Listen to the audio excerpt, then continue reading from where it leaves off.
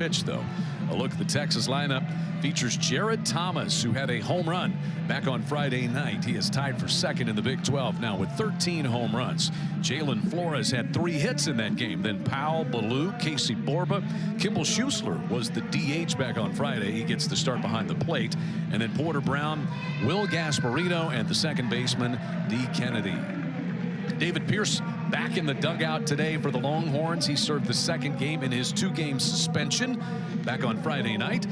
And here is the Sooner starter, Kyson Witherspoon. This will be his 6th start of the year, his 5th straight start. He was a bullpen guy for much of the year, but he was so good out of the bullpen that Skip Johnson has given him the ball in these weekend series now to start games. How's that gone so far, Blake?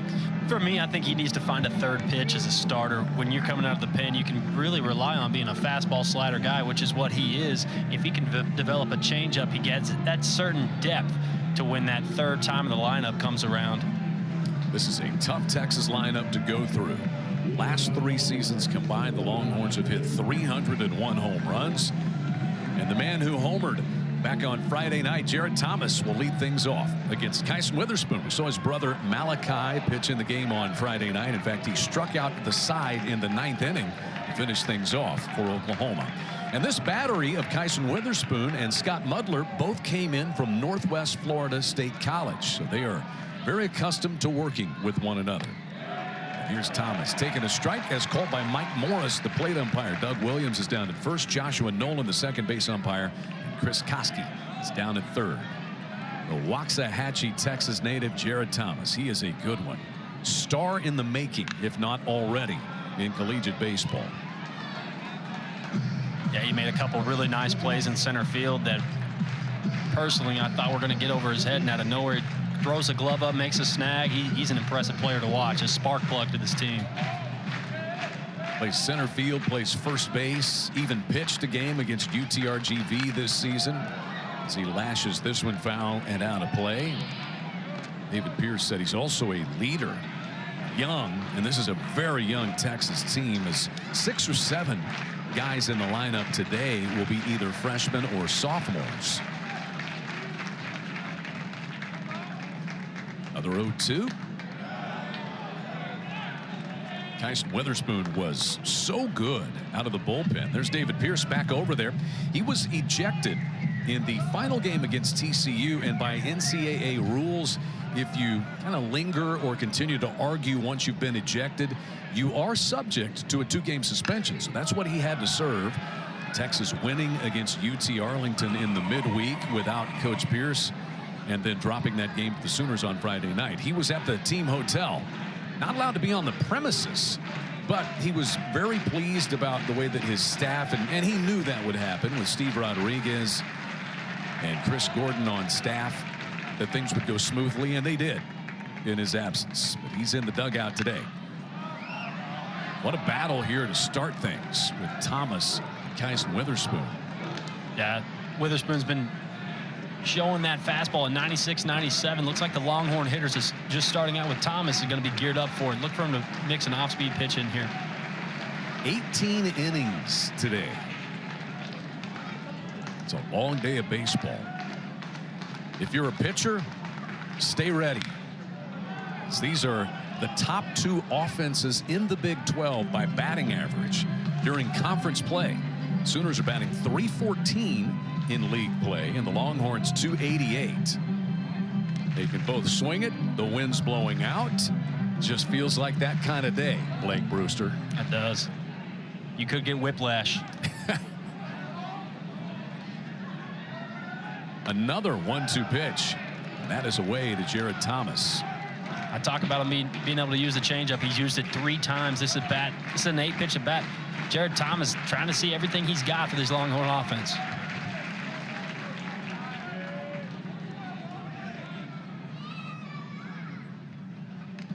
Fouled back once again. First base and center field. That's quite a combination. I mentioned the other night, I said that's like the Cubs, Cody Bellinger. And you kind of glared at me because the Cubs and Red Sox, your team, they're playing a series. Cody Bellinger's on the DL right now, Brewster, so he's not even playing. It's okay. Look, all I got to say is 17-0, Chad. And we can put a line right here for now.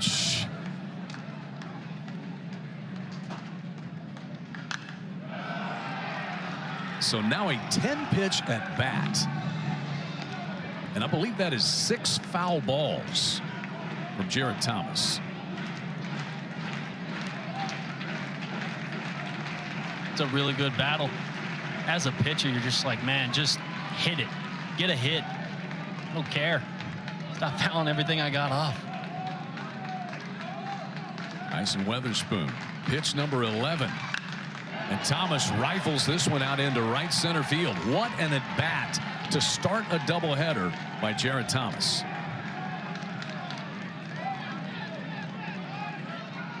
This is 97 on his hands. Does a really nice job of just sucking them in there, getting the barrel to it. That's a Jared Thomas homered on Friday night. He's got his 4th hit in 6 at-bats in the series so far. And there's Jalen Flores, the shortstop. He was 3 for 5 back on Friday.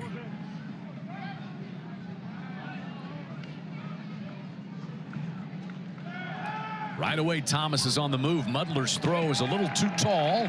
And a stolen base there for Jared Thomas. And he is now a perfect 13 of 13 in the stolen base department this year. That's a really good jump. Kyson a little bit slow to the plate here. No chance. Even with this ball on the money, I think Mudler doesn't get him. Isaiah Lane at second base for the Sooners today. Yeah, no Jackson Nicholas, at least for the first game of this doubleheader. Jackson Nicholas suffered a hamstring injury 2 weeks ago in the Kansas State series. He did play on Friday night, but because it's a doubleheader today, they want to take a little of the strain off that leg. And Isaiah Lane's been playing well in Jackson Nicholas's stead. Flores driving this one into the right field corner. Madron will chase toward it. Jared Thomas scores easily from second base, and the Longhorns, without making it out, already have a run in the first inning of this doubleheader. RBI double for Flores, and that's his 4th hit in the series. Sooners just can't get this guy out. No answer for him. 96 on the black. Flores efficient with the barrel. That's a sweet swing. Take no. And Jared Thomas scores his 45th run of the year.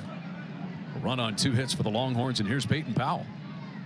Powell had 1 hit and 3 walks on Friday night.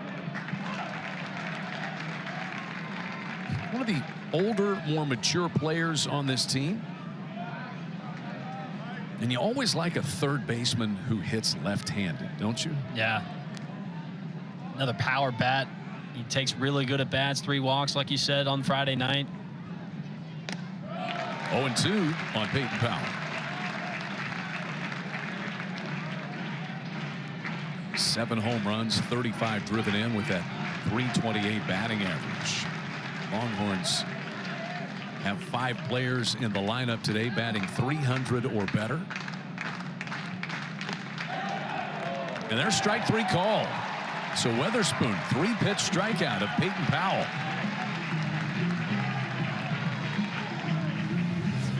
I think Peyton Powell's geared up for a slider down. Witherspoon freezes him with 96 on his hands. And Flores at second base.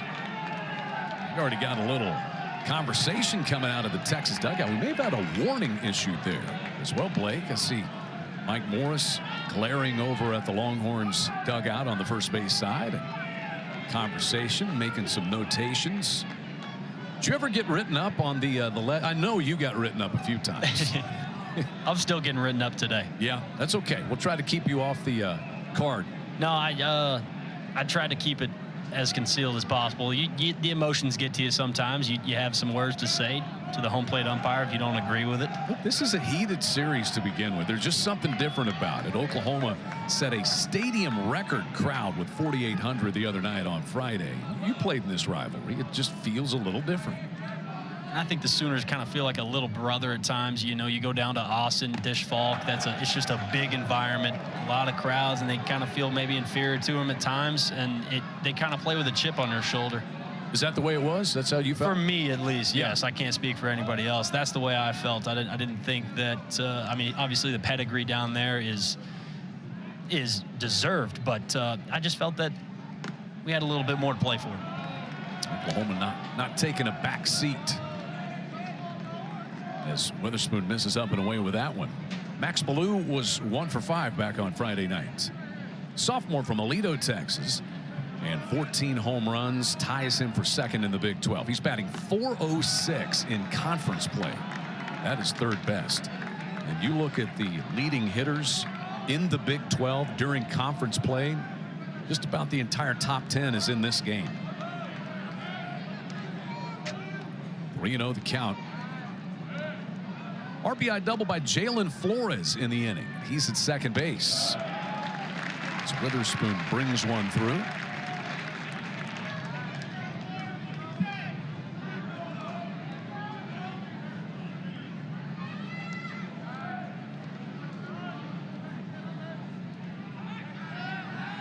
Throw in behind Jalen Flores, taken by Willits. Wind is doing funny things today, Blake. I'm just, and I felt it this morning. Went out, walked the dog. It felt like it was an east wind, almost northeast. Now it feels like it's coming out of the southwest. And you look at the flag, that's the way it's blowing, straight away center field. Fly ball, foul, third base side, and it's caught over there by Anthony McKenzie. Steve Rodriguez, the third base coach for the Longhorns, wondering where that was and trying to make sure that he stayed out of the way as well. There's out number 2. Witherspoon did a good job locating that fastball up and in to Ballou. Saw Steve Rodriguez there. He was kind of the acting head coach for the Longhorns with David Pierce out. Longtime Division I coach. Most recently, he was at Baylor. Steve Rodriguez did a good job with that Bears program. And he runs the offense for Texas, coaches third. So it is 2 down for Casey Borba, the first baseman. He had a double back on Friday night.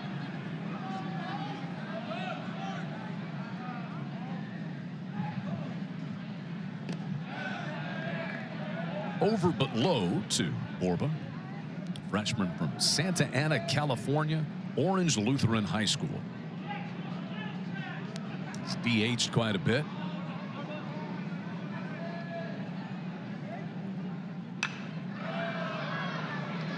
Send it to 1-1, 95-mile-an-hour fastball. See the approach from the Longhorns, eliminating the slider until Witherspoon can prove that he's throwing it for a strike, and just sitting fastball. Flores hitting the double on the fastball. Jared Thomas getting that 10-plus pitch at bat and end up hitting that fastball up the middle for a single. Time called now. Mudler out for a visit with Kyson Witherspoon. What do you suppose this is about? It's probably just trying to find a better location here. Maybe settle him in. You got 24 pitches in this inning. You're just trying to find a way to get a ground ball, get out of it. Skip Johnson, the longtime pitching coach, 10 seasons on the 40 acres as an assistant for Augie Garrido. And we're going to hear from Carly Murray in just a little bit, but she told us back on Friday night just how impactful Augie Garrido was on Skip. And he's talked about it a bunch as well, but the idea of one pitch at a time that really resonated from Augie Garrido to Skip Johnson, and Skip has certainly brought that to Norman. He spent a little time on the off day yesterday with legendary Oklahoma head coach Enos Seymour, who celebrated his 93rd birthday. So great to hear about Coach Seymour. We hope he's watching and doing well. I know him. He's watching for sure. 1-2, a little bit up and in. Coach Seymour, 850 wins as a collegiate head coach. Remembers a lot of them, too. He's got some stories, man. And late, great George Frazier, my longtime partner up here, would tell a lot of them while he was on the air. This one is up and in to Casey Borba. So a full count.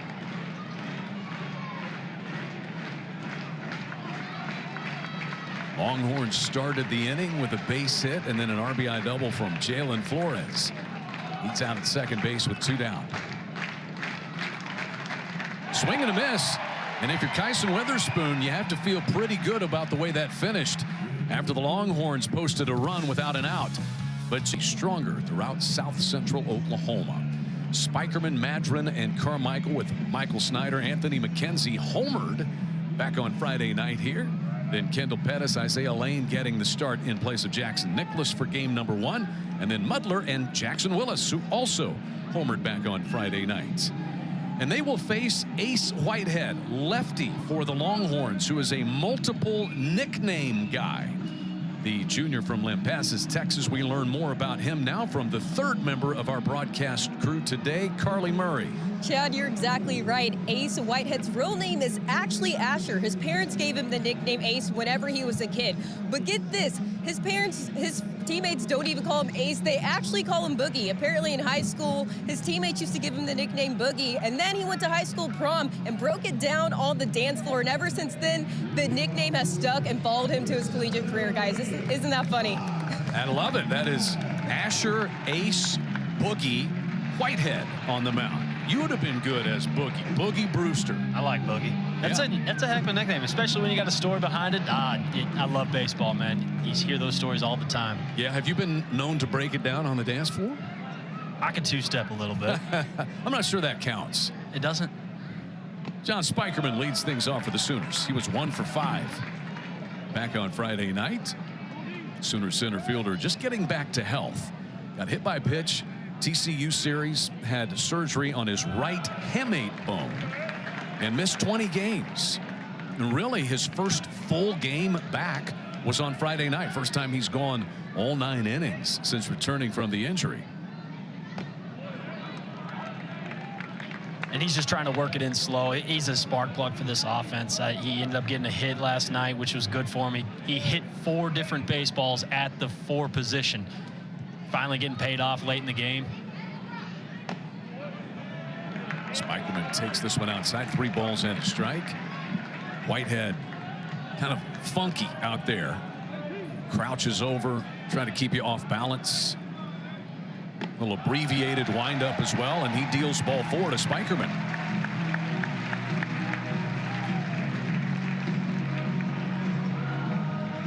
What's Whitehead like to throw? What does he rely upon, Blake? He's got a 63% mark on that fastball. The slider is capable, but mixes in that changeup as well. As imagine it beat to righties, but he's a guy that doesn't really walk people. 12 walks in 43 innings this year. He's a guy that just is going to get you out by hitting locations.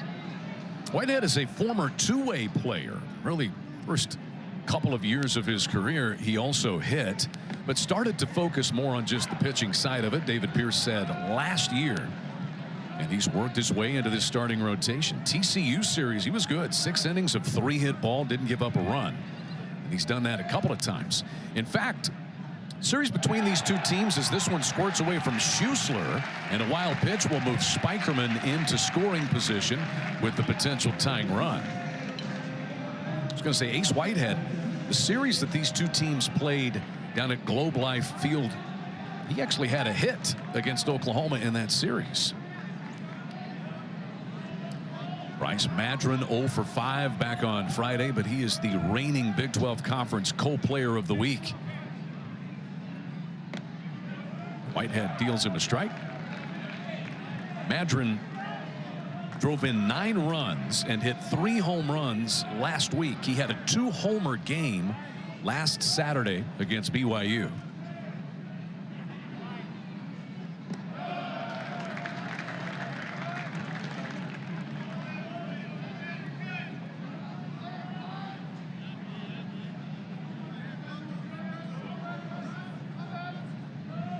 Madron's 53 runs scored has him at the top of the Big 12 as this one is rolled over to the first baseman Borba. Spikerman moves down to third on the putout of Madron at first base, which is out number 1. Not happy with the outcome, but you move the runner into scoring position, especially in a one-run ball game with a good bat in Eastern Carmichael coming up. Got to take that as at bat as a win. High fives over there for Madron. Moving a man down the line. Carmichael was 2 for 5 with a run scored in the game back on Friday.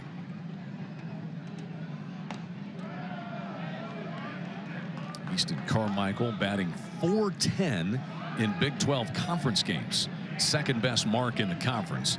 And overall, he's a .360 hitter for the year, which is 4th in the Big 12. 2-0. Whitehead staying away from Carmichael early in this at bat. Got that sinker ball working at 87, 80, 86, 87.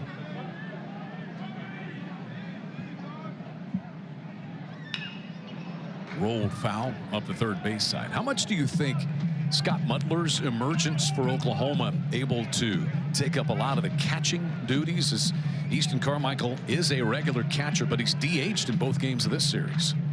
I think you take what you get from as far as offensively, and it's come on as a spark late in the season here. But you just can't take Easton Carmichael's bat out of that lineup. And that's why it's a base hit to right that ties this game as John Spikerman comes in to score. Easton Carmichael with the RBI single in the bottom of the first inning, and Oklahoma draws even.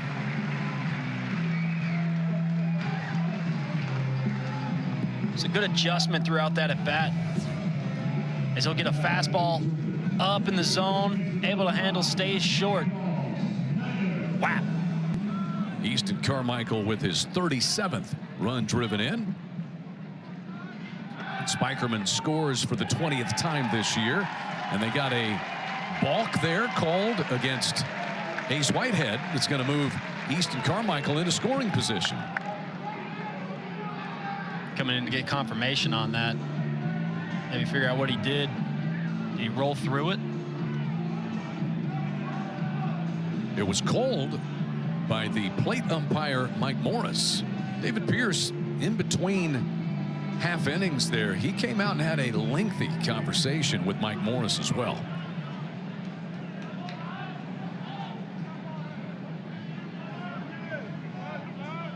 So the Sooners have the lead run in scoring position at the bottom of the first inning. Michael Snyder taking a strike. Snyder was 0 for 4 with a walk and a run scored on Friday. He had 3 stolen bases.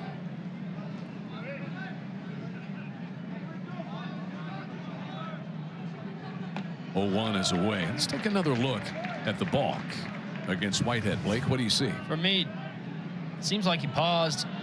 Maybe the 45-degree rule. Yeah. See his foot kind of come towards In the 45-degree rule, as Snyder drives this one to left, it'll fall in front of Ballou. Easton Carmichael gets the stop sign at third, and the Sooners have runners at the corners in an effort to try to take the lead. Michael Snyder's first hit of this series. Snyder gets a good pitch to hit right there. Really good RBI guy. Change up, stays back, it's down. Does a nice job of keeping the hands back. See that barrel. Anthony McKenzie will be the batter. The 45-degree rule, basically you draw a line from a straight line from the mound to home plate, and you go 45 degrees from that. It basically is just trying to keep those lefties from taking advantage of the base runner at first base. It's hard to tell if he's going to the plate or coming to first base. They use that 45-degree angle to judge that. That's where your step on your front foot has to be at Correct. a 45-degree angle. Less than 45 degrees toward the plate. That's a good breaking pitch in there to McKenzie. McKenzie homered on Friday night. He was 2 for 4.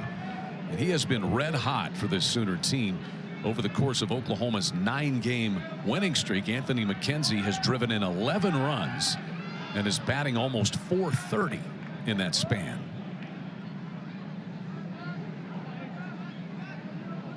Not to harp on that balk call, but I don't necessarily like the home plate umpire Mike Morris making that call. Yeah, that's what seemed odd about it. And maybe what David Pierce and Ace Whitehead were wanting to know. And there could be a complaint. I would much rather have Doug Williams making that call. He's got a better angle on it, can see it, but inevitably we get the call. We got a runner at second base. There goes Snyder. They have him picked off. Borba's throw goes down to short. Not going to get him there. And racing in to take the lead comes Easton Carmichael. It's a double steal for the Sooners and a 2-1 lead.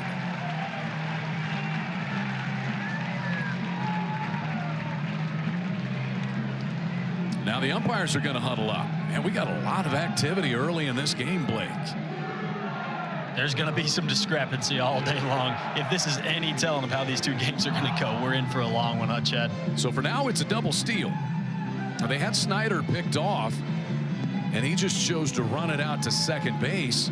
The throw by Schussler did not get him.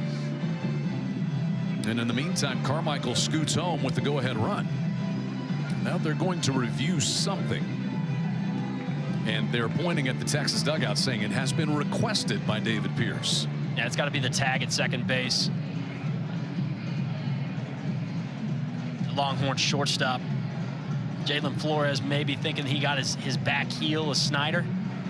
One way or the other, the run is going to count. It may just end up being 2 outs and the base is empty with the run home.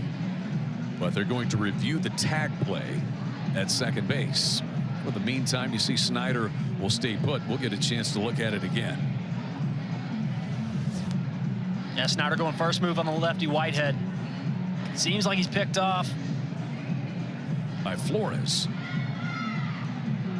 And Snyder's hand that was ahead did not reach the bag first. Kind of goes over. It's a game of inches, Chad.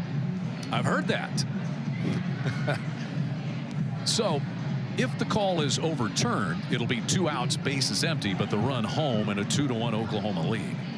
How about Snyder's ability to run? I mean, a lot of big guys, and he is a big dude. You stand up next to him, that's a grown man. He's athletic, though, for his size, and you're absolutely right. He's got some speed, some know-how to steal a base. I think he just gets unlucky. They called him safe. So Snyder will stay at second base. They're going to say that the hand got in before the tag, so the call will stand. The run was going to count anyway, and Oklahoma has responded with 2 runs. I think Skip Johnson might have got a free one right there. Maybe just not enough evidence to overturn that. You had to think they had the same angle we did. So Oklahoma 2 runs on 2 hits. Snyder in scoring position now for the right-hand batting Anthony McKenzie. That makes it 2-2 on McKenzie. He had a home run in the right-hander batter's box Friday night on a fastball away. Clipped it, stayed on it the whole way. It's a weird situation too for pitcher and hitter, because this review happened in the middle of an at-bat. It's usually at the end of an at-bat, a play out in the field, but that's in the middle of things. Long pause. Got to get back in a rhythm on the mound. Same thing at the plate.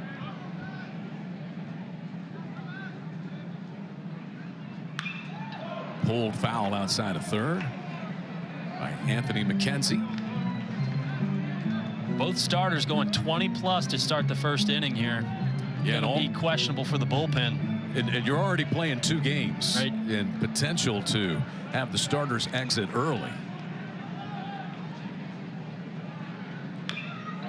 Foul ball that caught the foot of McKenzie that time, and it'll stay 3-2. That happens once a game, Chad. Ball between the batter's legs.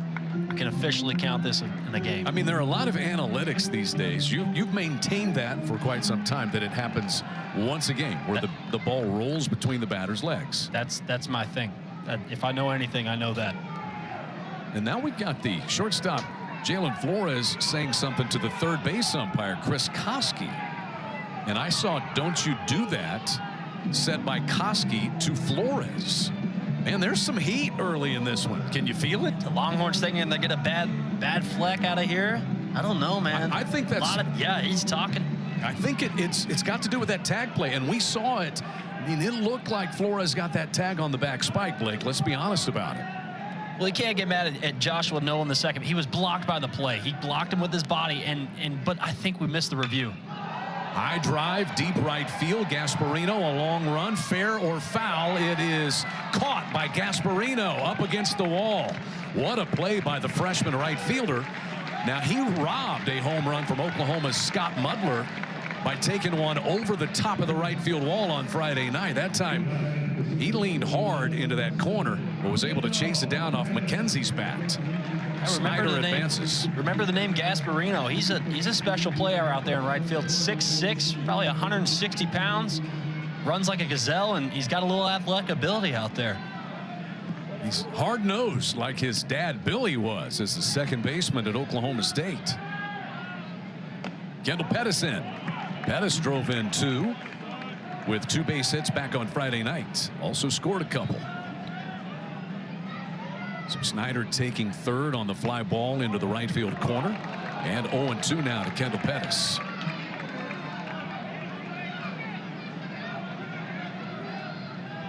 I feel like Kendall's better with 2 strikes. He shortens up and he uses the whole field. Showed us on Friday night in a bunt opportunity. Fouled the first 2 off with a runner in scoring position and ends up coming up with an RBI.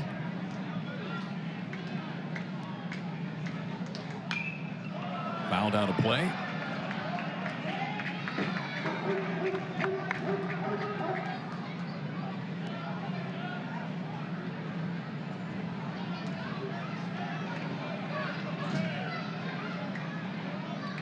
Michael Snyder with a base hit in the inning. Oklahoma with 2 runs on 2 hits. Pettis lifts one into right center field. Very shallow. In fact, Kennedy, the second baseman, takes care of it. And the inning is over. Oklahoma, though, 2 runs on 2 hits. Easton Carmichael coming through for what was a first inning that took 40 minutes. Let's jump into some keys presented by Riverwind Casino. It's always a good time. What's up first for the Longhorns, Blake? I think you got to limit the errors. You had 5 in the first 3 innings on Friday night. That seems kind of copy and paste, right? Be functional, handle the fundamentals, and for Oklahoma, timely hits. That's what they did well on Friday night. They took what the Longhorns gave them, were able to advance guys in opportunities and score runs with 2 outs, stuff like that. Keep them rolling. Back out to the mound for the Sooners is the right-hander Kyson Witherspoon. He'll face Kimball Schuessler, DHing in this game. Schuessler, or catching I should say, DH the other night. He's done a little bit of both. David Pierce likes the way that both of his catchers have handled the pitching staff. We saw Ryan Galvan on Friday night handle the catching duties.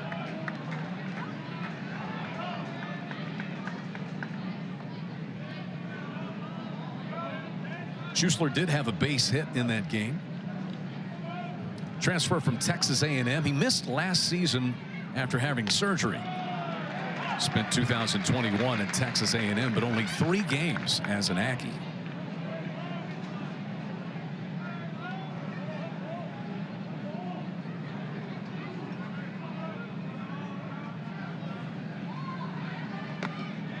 Two and 2. Kyson Witherspoon threw 28 pitches in that first inning.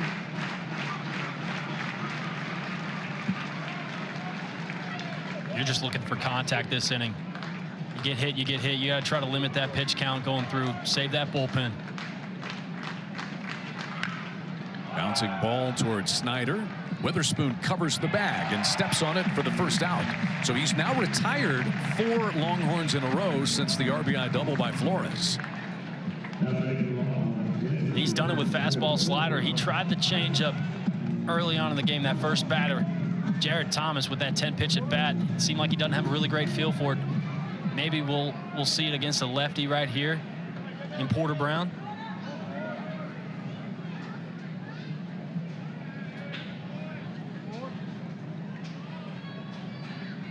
That one bounces up there. Porter Brown came on as a pinch runner in Friday's game. Got to the plate a couple of times as he pinch ran fairly early, about midway through that.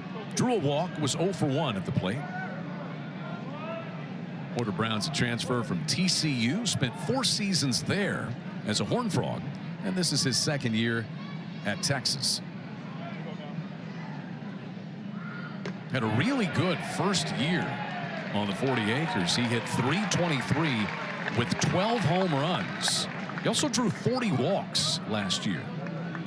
It hasn't duplicated that here, batting .220 with 8 home runs.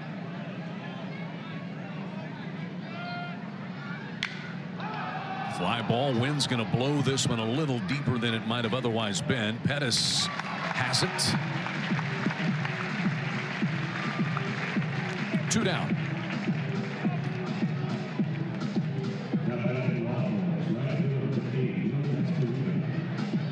You'll see Kyson Witherspoon's pitch mix 59% on the fastball. He's a fastball slider guy. You'll see him mix that cutter in at 5%, that changeup low down at 4%. This is the makeup of a bullpen guy. And you can kind of see these numbers might be skewed because he has been coming out of the bullpen most of the year. But I think the thing we highlight today is if he can locate that changeup, he'll be successful from here on in. Will Gasparino is in. Skip Johnson said of Kyson Witherspoon as a starter, he said it was going to happen eventually, whether it was next year or whenever. And yeah, he's got some things that they would like to fine tune, but that's for the off season. He's pretty good as a starting pitcher. When you start with a 95-mile-an-hour fastball that you can control, you've got a good starting position, don't you? The baseball gods have blessed him with the right arm.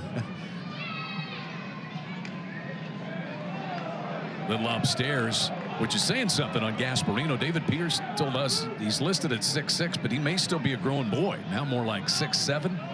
And he loses a few of those strikes down around the knees just because that strike zone is so expansive sometimes. He's after that one. In fact, he struck out 3 times, was 0 for 5 back on Friday. And that sequence that got him was the fastball up. They would finish him away. Let's see if Skip Johnson sticks with that from Friday night. Got a heavy, high spin rate at a 95-mile-an-hour fastball. See if he elevates up.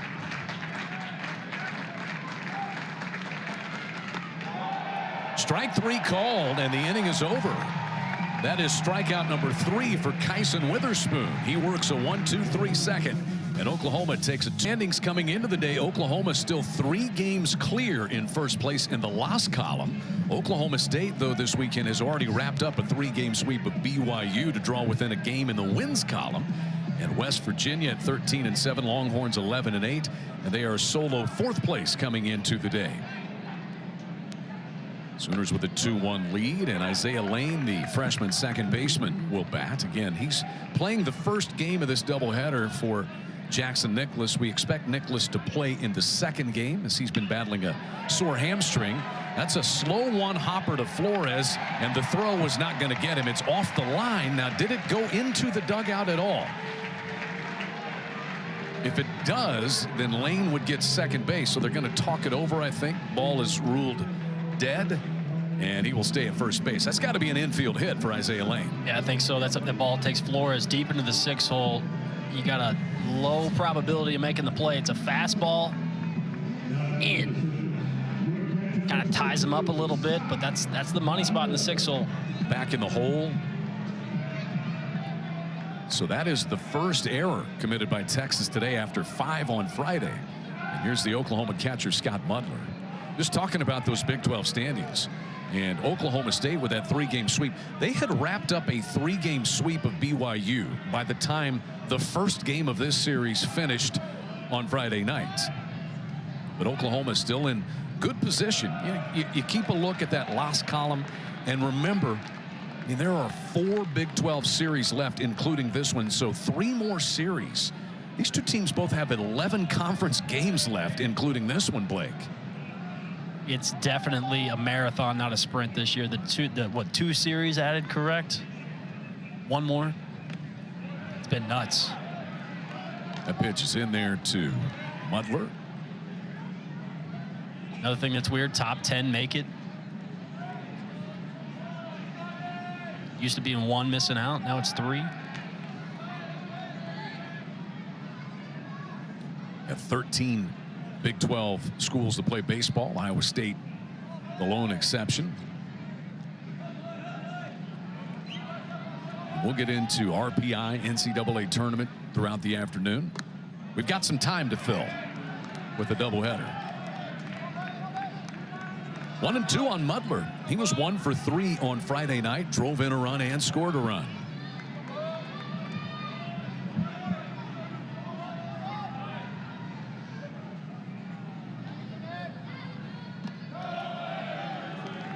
The thing I like about Mudler, he doesn't strike out a lot. He's got 10 walks to 4 strikeouts. I don't add the hit by pitches in there, but he really sees the zone well. He's got really active hands, athletic hands. It's a tough out. Whitehead trying to keep Isaiah Lane close at first base.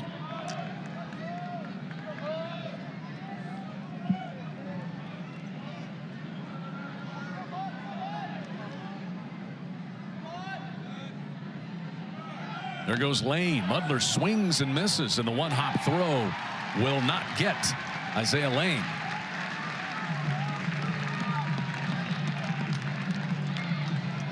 makes him a perfect 3 for 3. Going first move on the lefty right there.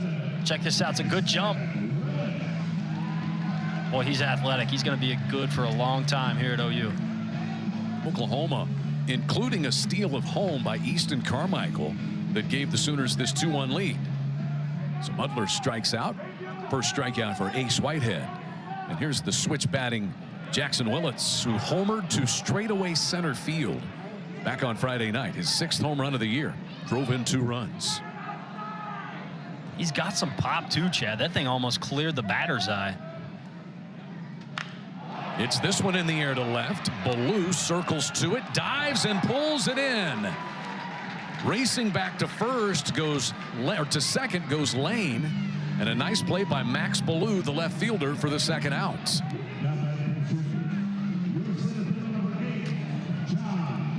Oh yeah, he takes off on this one. This is every bit of 60 feet. Change up away, gets off the end of the bat on Willits. Check Ballou out, full dead. The order for John Spikerman. Lane out at second base after reaching on the error. Spikerman walked and scored in the 1st.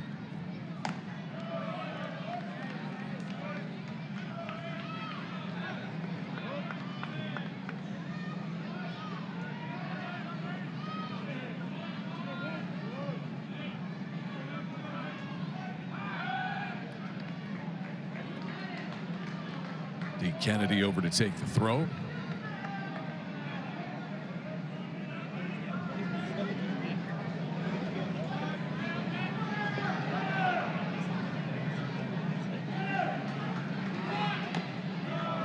Two and 0 now to Spikerman.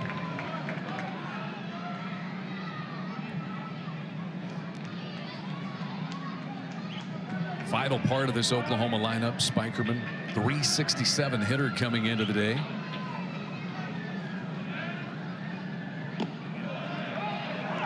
Two and 1 now. A slow breaking pitch from Whitehead. He's had pretty good control of it so far. That big command guy. He's only got 13 walks on the year. That changeup will be mostly to right-handers. Sooners have done a good job of jumping on the fastball. That's what brought them success. 2 runs on 2 hits.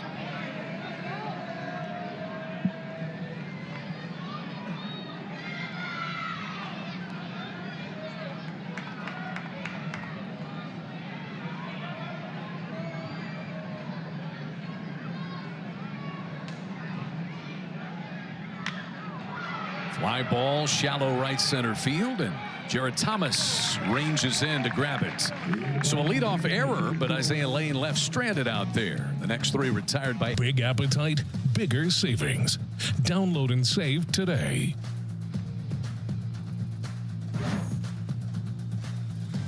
Two to 1, Oklahoma on top. Top of the 3rd inning comes your way. First game of a doubleheader. Skies look a little bit threatening, but not a percentage chance of rain, at least in the forecast for today. Hopefully we get 2 in.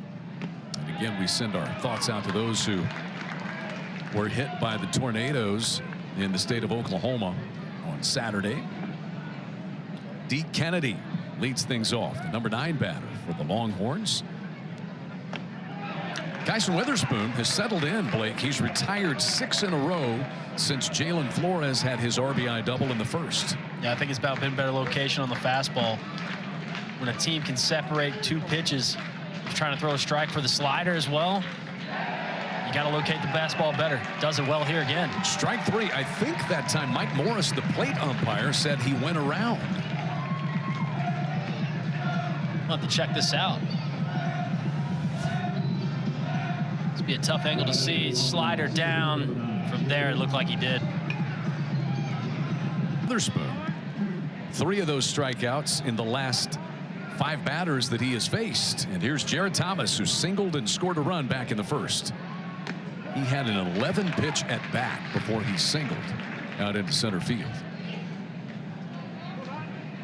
Batting .376 is Thomas, and has 4 hits in 6 plate appearances in this series, including his 13th home run of the year back on Friday.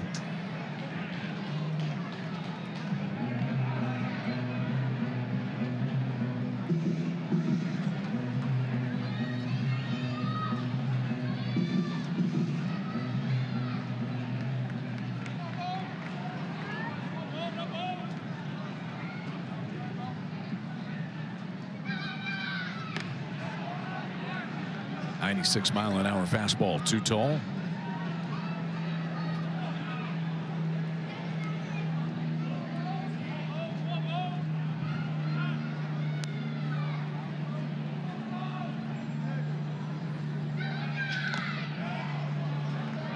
And 3 balls and a strike down to Thomas. Thomas has been the leadoff man for the Longhorns since midway through last season, his freshman year. He was all Big 12 and on the all Big 12 freshman team. Leads the Big 12 in runs scored this year with 67. And he is on base again for the 5th time in this series.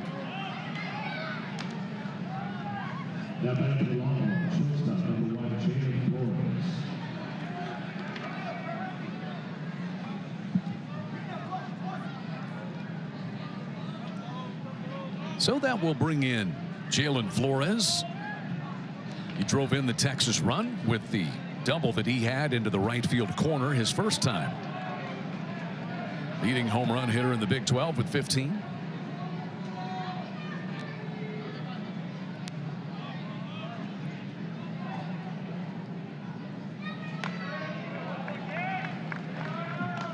And Witherspoon had a lengthy first inning. Pitch count is already up to 50, and here's the ratio, Blake. Yeah, he's sitting at 31 strikes, 50 total.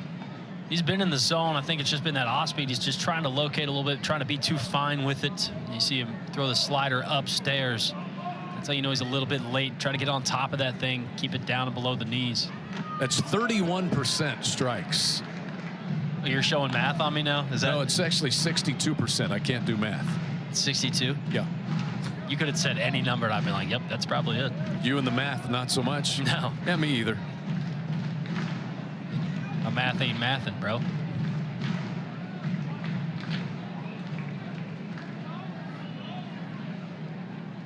Flores 4 out of 6 in the series. The RBI double earlier. Thomas takes off, and Flores whacks it foul out of play. Well, the sun has broken through. Maybe it will be on a permanent basis. Temperatures expected to be up around 80 today. Got a 1-club win. What do you think, Chad? I would say so. Club and a half, maybe.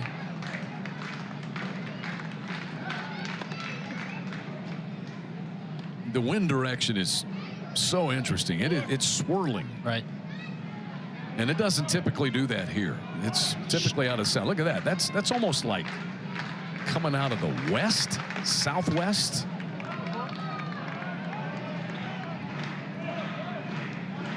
Two balls and 2 strikes here to Flores.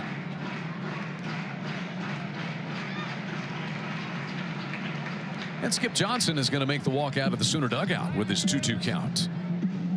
And we see this from Skip from time to time. He'll come out. He'll even change pitchers in the middle of an at-bat. He feels like the time is right. Why wait, honestly, for another pitch? It's that one pitch at a time mentality. You highlighted that earlier, and to be honest, I was in the moment. I heard that a lot from him, and even took that to my life. It's not just a good baseball reference to go off of, but it's really a good life mantra. You just take things as they come to you and deal with it as you should, and just get to the next day, right? That's all we can do.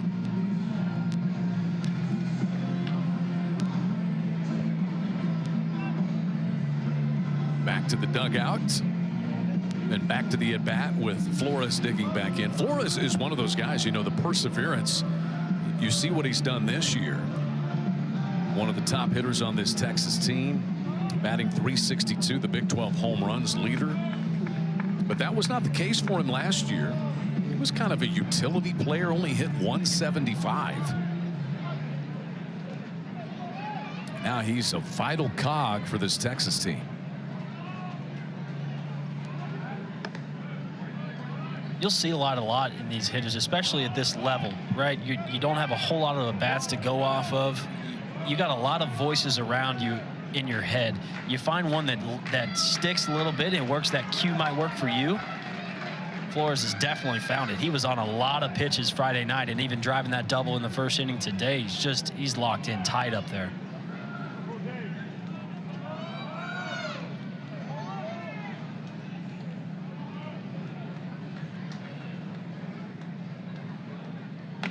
Swing and a miss on 2-2, so it's a strikeout for the second out of the inning.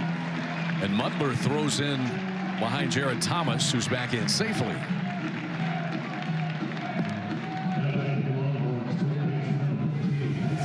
Taking another look at this fastball away. That's the pitch he hit a double on. I like Mudler staying heads up. Got to swing through, pop throw to first base real quick. In the last 7 batters for Kyson Witherspoon. And now with 2 down in the third, he'll face Peyton Powell, who struck out looking back in the first.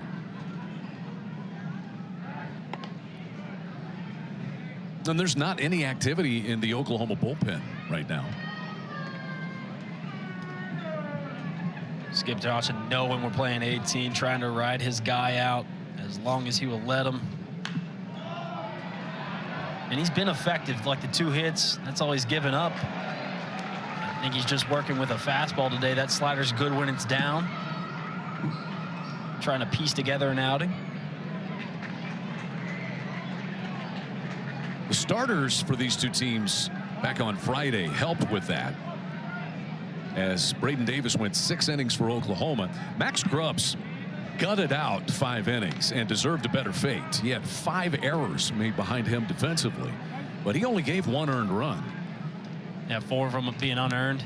That's kind of tough as a pitcher. Feel like you're doing your job.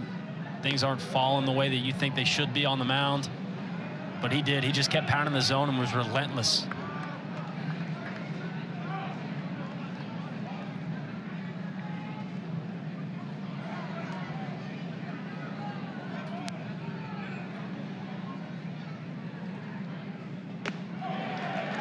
Witherspoon pops the glove of Mudler with a 95-mile-an-hour fastball. That is strike 2 on Peyton Powell.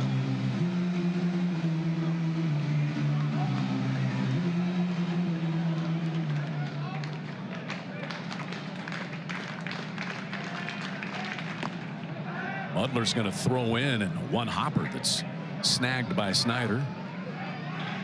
Thomas back in safely.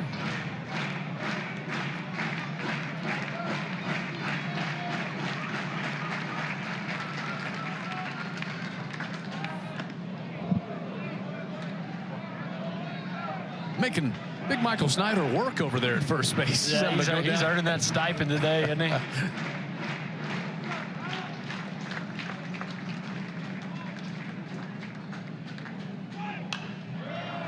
Another foul ball by Peyton Powell.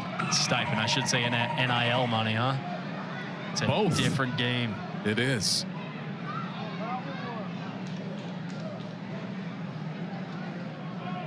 Agents in college sports. That did not exist when you were in college sports. Would never even have thought it would either. We thought we were just wanting to get paid to want to get paid. Now it's just a completely different look. 2-2 just missed in. We can spend on it later, but for me, it's got a little bit of a different look because kids can give lessons now. And get paid. I think they could always give them, just may not be able to get anything for it.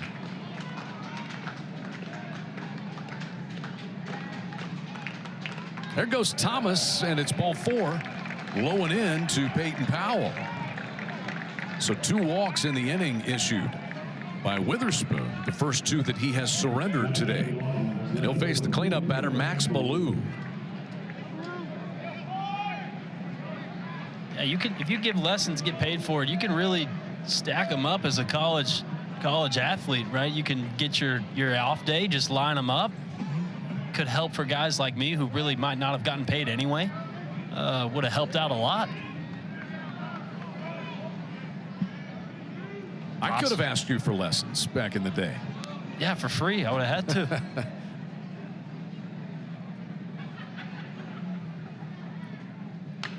Ballou slices this one foul out of play, up and over. Ballou's an example, another one of these guys kind of got a second shot to play. Didn't have a great year last year, his freshman year, and this year he's hit 14 home runs.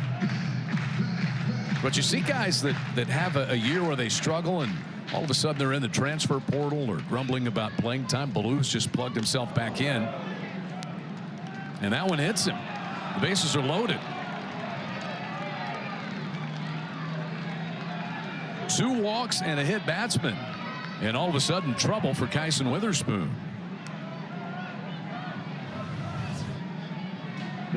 That's a fastball.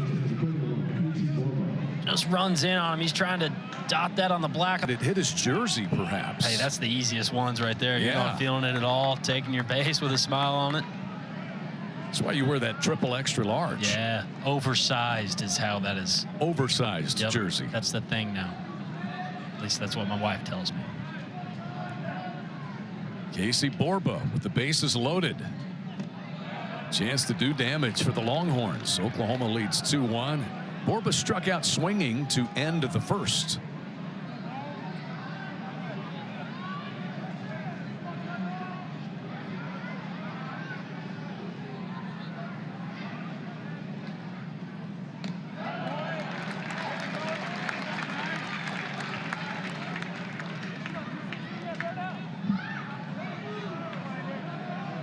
Borba just 1 home run on the year. Doesn't look like he's lacking any power.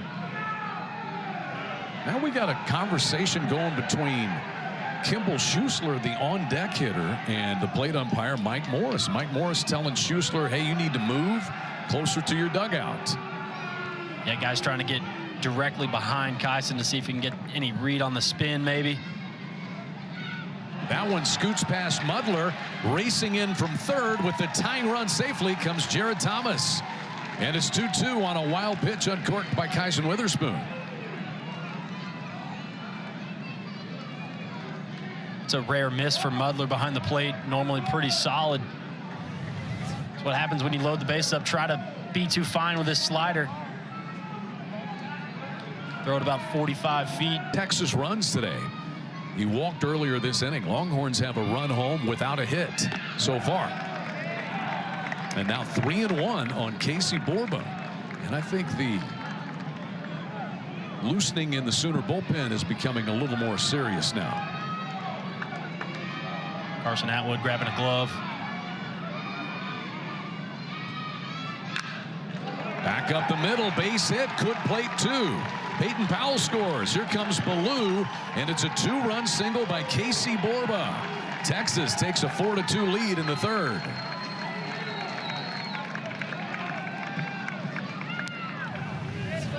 Does a good job on a 3-1 count. Fastball over the middle of the plate. Doesn't take. Uses the middle of the field for his 11th and 12th RBI. First hit of the inning for Texas, but they've plated 3 runs. 2 walks and a hit batsman. And Kimball Schuessler, the catcher, is the batter. Slow roller going to be a tough play for McKenzie, but on the move, he's able to get Schuessler. The inning is over. 3 runs on a hit, and the Longhorns retake the lead 4-2 as we head to Carmichael scored from third. 2-1 Sooners. But the Longhorns right back. That wild pitch by Witherspoon scored Jared Thomas. Casey Borba with a 2-run single to give Texas a 4-2 lead. Ace Whitehead back out there for the Longhorns and facing Oklahoma's Bryce Madron. The first pitch is a fastball down the middle, and a lot of people might be guessing, why is he not swinging at that? You give up 3 in 1 inning. You cannot have a quick one right here. Try to build an inning. Madron grounded out to Borba at first base, his first time. Hitless in the series so far. He's 0 for 6. Bryce Madron.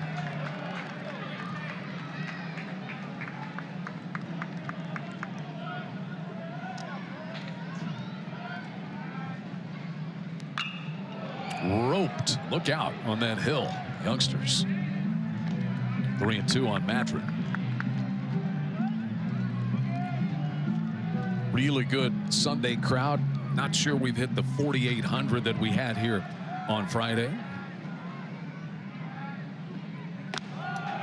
That's the 33rd walk that Madron has drawn this season. And that's to your point, Blake, that you just talked about. Why do you not come out and try to ambush a first pitch fastball? Well, you got to be patient. Now, David Pierce is going to come out of the Texas dugout for a chat.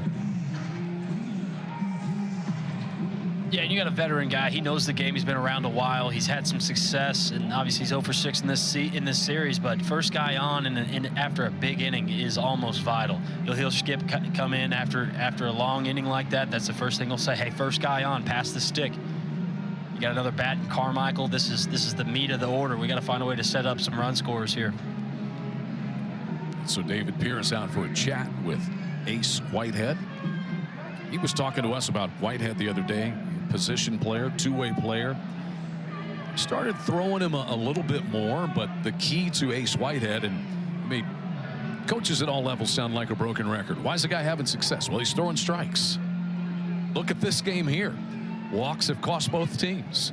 Yeah, you saw Kyson Witherspoon kind of breeze through that inning. Then you go walk, hit by pitch. All of a sudden, bases are loaded, and you bounce one that you probably could have got away with maybe a runner on second base, and it becomes costly. 3-1 count, fastball down the middle. Serve up 2 RBIs.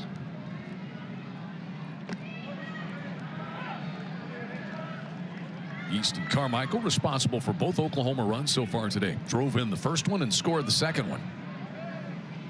3 out of 6 in the weekend series so far.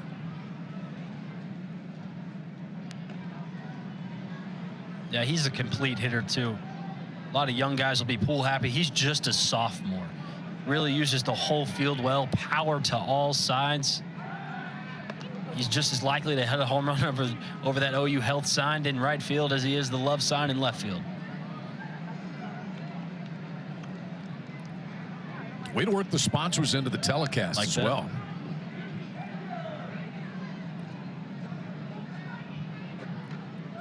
Pitches away, and Schuessler throw down toward Madron. Young Kesher's getting a good look at these throwdowns. These are opportune times. Schuessler gets a ball up and away. His momentum just takes him towards first base. Nothing worth trying. You make a good throw. Sooners have stolen 3 bases already in this game, including Carmichael stealing home. And Madron runs well. 12 out of 13 in the stolen base department. Wouldn't say he has blazing speed, but good anticipatory skills. Well, he pits him up and puts him down, man. It's fun to watch him run. He made a play last night in right field that you just didn't think he'd get to. Ends up at the wall and throwing the glove up there. Surprising you a little bit.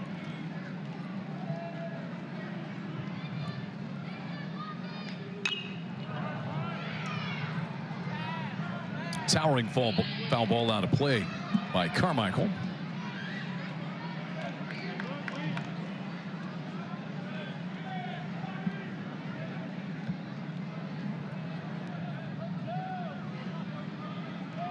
.59 hits for the Sooner sophomore Easton Carmichael. And there's a walk. So back-to-back walks to start here in the third. It's a good at bat. Saw a lot of pitches. Everything that Whitehead's about. Ends up with running on first and second. Nobody out for a big bat in Snyder. Now the Sooner cleanup batter, Michael Snyder, is in. Get a changeup away. If I'm Whitehead, I'm staying away from it, knowing that he's going to keep his hands back. Maybe try to stick with that fastball. It's a sinker type. Get a ground ball.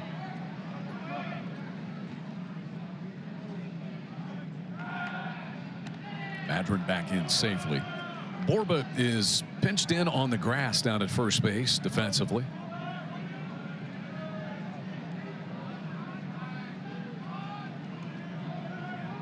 Sooners aren't afraid to bunt to work some offense, but I think you let this guy swing it.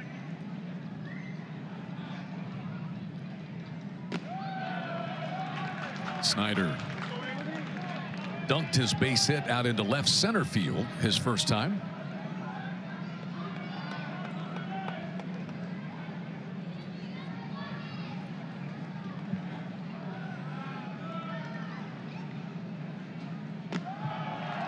Two and 0.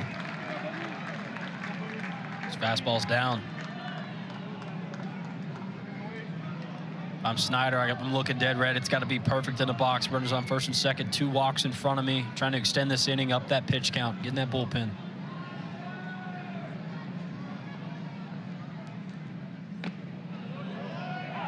Two balls and a strike now. Ace Whitehead making his 5th start. He, just like his starting counterpart today, Kyson Witherspoon, was a bullpen guy for the first half of the season before jumping into the starting rotation. Snyder skies one into shallow right center field. Will Gasparino, the right fielder, will put it away for the first out.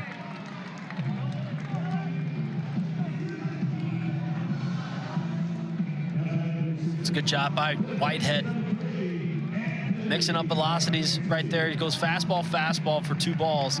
Comes in with a slider for strike 1. I think a changeup away to get Snyder to pop up on a 2-1 count.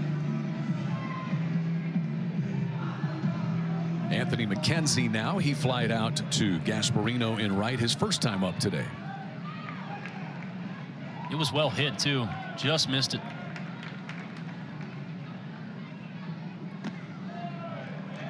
McKenzie homered back on Friday night. 2 for 5 in the weekend series with 2 runs scored. Batting .316 overall for the year.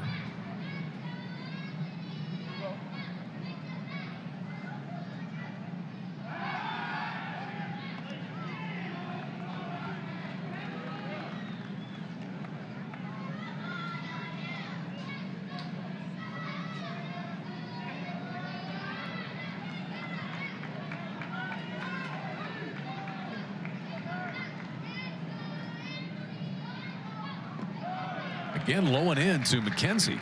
So 2-0. Not a lot of first pitch strikes coming now from Ace Whitehead. I think to try to get through this meat of the lineup, you just you're not trying to give him too much to hit, and he's just trying to be a little bit too fine with it maybe. Don't want to make a mistake. There go both runners. This is pulled to left, over toward it, Ballou, but it's past him. It bounces off the K in Oklahoma, and McKenzie has given Oklahoma 2 runs with a 2-run double that scores Madron and Carmichael.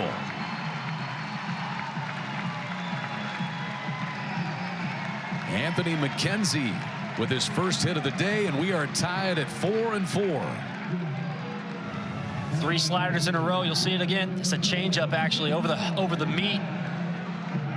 McKenzie gets extended on it. That's a 2-iron.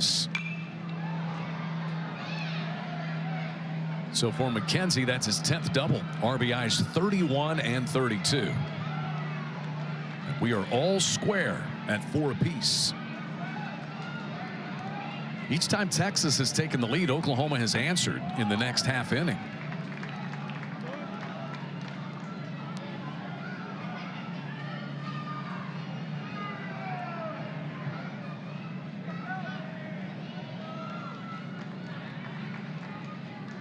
Pettis rockets this one right at Gasparino for round number 2. Like Gasparino didn't know the outs there. Catching the line drive, taking the jog towards the dugout. Didn't cost anything. Well, that's better than just kind of rolling it back into the infield. Very true. Right? Then the runner advances. Did you ever do that? Forget how many outs were in an inning? I plead the 5th. Isaiah Lane reached on an error his first time, hit the ball into the hole between 3rd and short.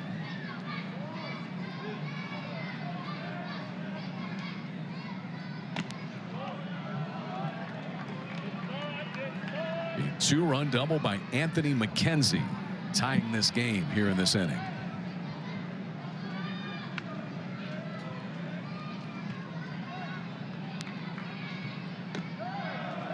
But again, the 2 runs that scored reached on walks, and 3 of the Oklahoma runs that have scored today were guys who walked. It's going to be the story of the day, right? Being able to pitch in adversity. Walks trouble you.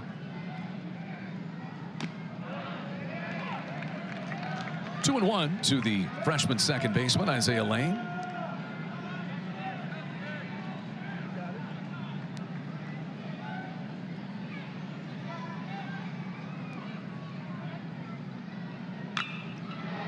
In the air to straightaway center field. Thomas says he has it. And the inning is over. But it's an inning that sees the Sooners tie it. A 2-run double by Anthony McKenzie, and it's 4-4. And runs 2 walks and a hit by pitch. You look up and you're in trouble. So 8 runs on the board, 6 of them scored off of either a walk or a hit batsman. Lower third of the Texas lineup set to come to the plate in the 4th inning. Porter Brown, Will Gasparino, and D. Kennedy are scheduled to face Kyson Witherspoon.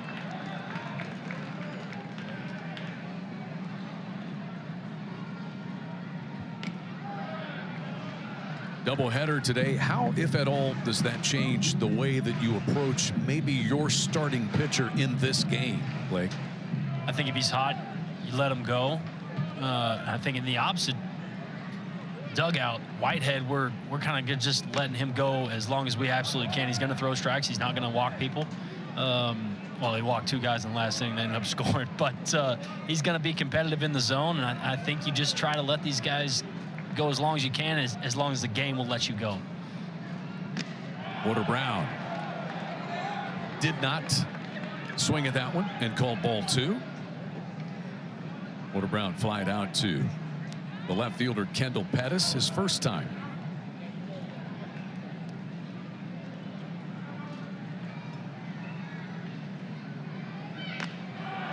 Fastball, and he couldn't catch up. It's 2-2.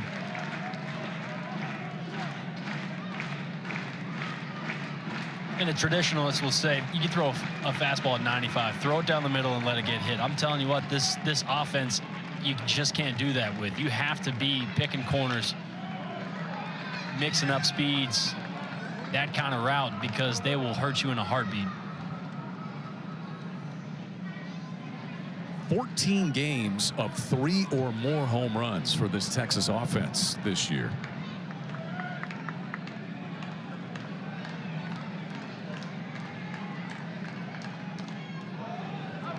And a full count on Porter Brown. Yeah, I think 23 multiple homer games. It's just that's half their games, where they're hitting 2 home runs or less. And we saw what, 1 on Friday. Thomas. Yeah, that was it. With the wind blowing out. Right. And a fastball past him for a strikeout.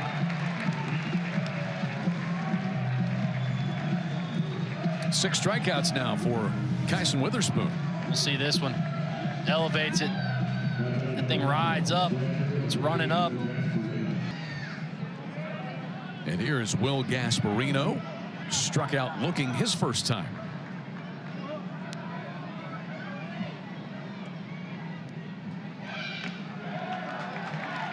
I feel like we see more and more collegiate pitchers who work exclusively out of the stretch these days. Both these guys today essentially are modified stretch guys.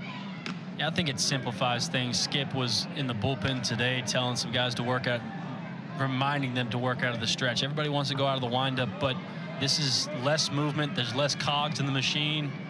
Up, down, and deliver. Breaking pitch that stays upstairs. 2-1 to Will Gasparino.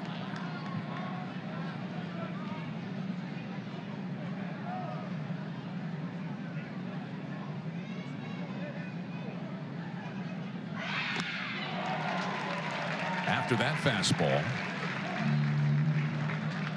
To elaborate on that, Kyson's a guy that really likes to get in his back leg. You'll see once he comes set, he really likes to load that back hip. Maybe out of the stretch, he can't get to that. You see him kind of work into that back hip there, sits into it, rides it down the mound. In the air to left field. Wynn's going to carry it a little more toward Kendall Pettis. 2 down.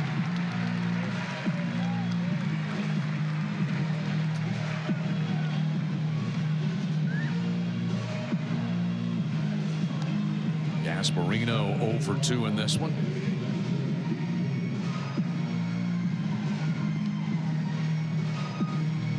See 69 degrees. They're saying 6 miles an hour on that south wind. I want a recount on 6 miles per hour. They're calling a gust up to 15. Okay, I'll buy that. I'm calling the gusts consistent because it's blowing about 15 to 20. This is popped up toward third. Diving to spear it is Anthony McKenzie. McKenzie saw D. Kennedy square and pounced like a cat on. Sooners Sports TV is brought to you by Mathis Home, official furniture sponsor of OU Athletics. The Trails Golf Club offers the perfect atmosphere for great golf and family fun. Visit trailsgolf.com. Pizza Hut, the official pizza of the Sooners. 4-4, bottom of the fourth inning coming your way from Eldale Mitchell Park in Norman. It's clouded back up. I don't mind if the sun comes out and stays. How about you, Blake? Yeah, I like it. Beautiful day. Great crowd. Scott Mudler leads things off. Hits this one high into the air and foul.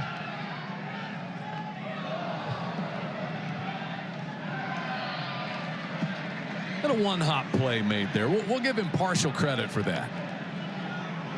He didn't like jump up to try to barehand it. He took the smart play. He's fired up about it, though. He is. Sign him up, man. I like his energy. 1-2 to Mudler, who struck out his first time against Whitehead.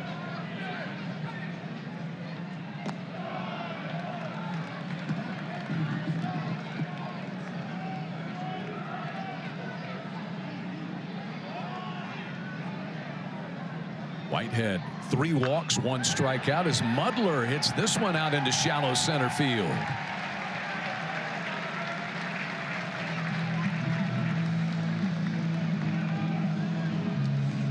First hit for Mudler and the 4th for the Sooners today. You take these all day. Slider away. Takes the axe out. Goes chopping. Axe is more like a Paul Bunyan deal, like a big strapping guy hitting home runs. But I like the way you went with that. It's chopping with the axe there for a little base hit. That's color, Chet. Yes. David Pierce out of the Texas dugout. He's already made 1 visit a couple of innings ago, and the Longhorns will go to the bullpen in the 4th inning of the first game of a doubleheader. So Whitehead able to go only 3 innings plus. He will leave with the man aboard in a 4-4 game.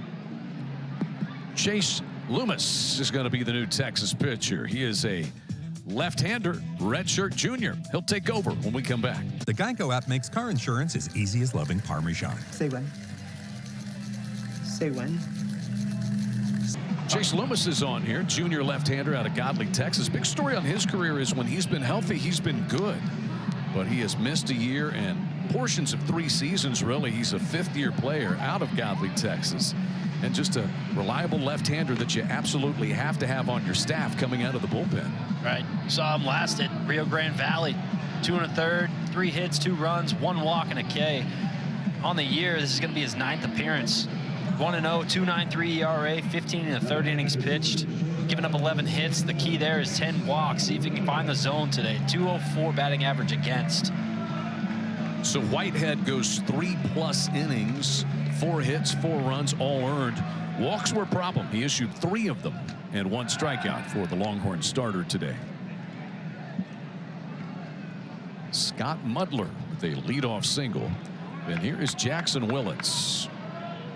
Willits homered to straightaway center back on Friday night. That was from the left side.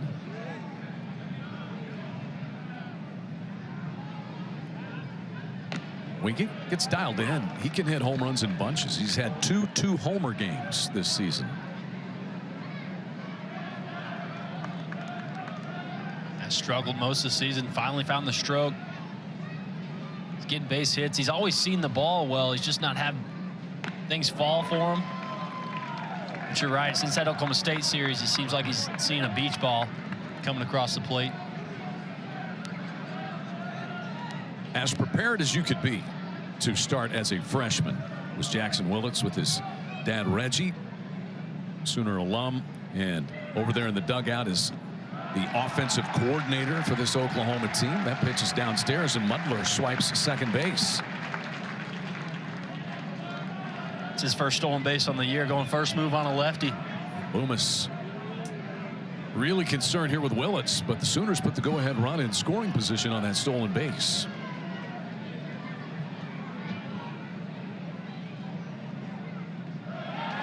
That one goes between the legs of Schuessler down to third, and caught is Mudler. A nice pick there by Schuessler to grab it and launch it down to Peyton Powell to get the out, and the runner is erased. It's a really good job by Schuessler. Mudler seeing extension from the catcher, but a nice throw. That thing's right on the money. Peyton Powell. Willits, it's a pop-up. Second baseman Kennedy says, I got it, and he does. 2 down.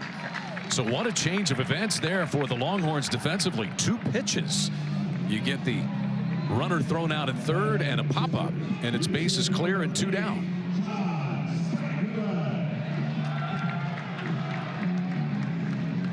You don't mind Mudler being a little bit aggressive right there in a tie ball game, but really, especially when you're not a really heavy runner, want to see a little bit more extension on that ball in the dirt.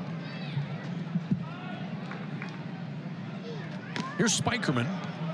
He walked and scored a run in the first, and then flied out to Jared Thomas in center field his second time up.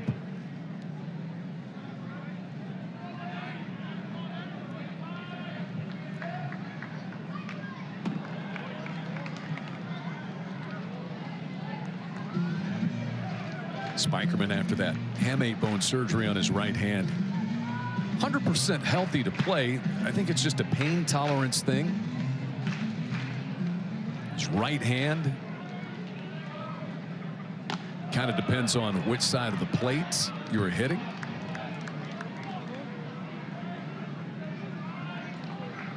Yeah, I got to see his bat today. He's using that axe bat. Kind of helps with that hamate position. In the air, right center field. Wind's going to carry it a little bit. Gasparino out there, and a little late communication it looked like with Thomas, but Gasparino has it, and the inning is over. We're tied at 4. A doubleheader today. She knows what's going on.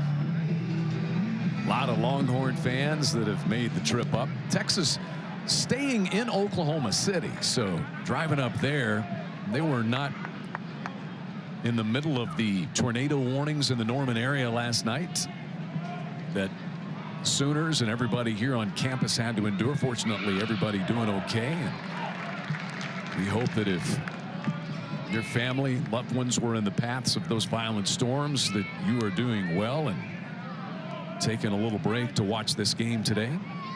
Jared Thomas has scored 2 Texas runs in this game. It is always interesting to see guys come into Oklahoma and experience their first tornado experience. Michael Snyder being one of those. I'd be curious to talk to him a little bit, see what he thought. Witherspoon's 0-2 to Thomas is up and in. Just talking to some of the Texas people, they were fascinated by the severe weather coverage in Oklahoma City. And I've heard that traveling the country. In Texas, they get storms, of course. There's tornadoes down there, but the weather coverage that we devote time to in Oklahoma, people always say when they come in, they're like, I'm amazed by that. What news channel are you? All of them. You like them all? Sure. Well, I mean, I can't tell you on air which my favorite is, but I used to work for one of them, and I'm still kind of partial to that one. All right, fair enough. I did not do weather. No, stay in the sports room over there. Slow roller to Snyder. Little underhanded shovel to Witherspoon. And that's the first time that Thomas has been retired today. I think you'd be a great weatherman, Chad. You got the face for it. No thanks. The face. I'm not sure if that's a compliment. No, it is. It really is. Okay, I'll take it as such. Best looking man in radio. I'm not sure I'm dramatic enough to be a weatherman. I don't know, man. I kind of appreciate the just laid backness of Chad McKee. I think a little bit of that might be needed in weather forecasting. We need to change your name though to Chad Stormy. Whatever would work.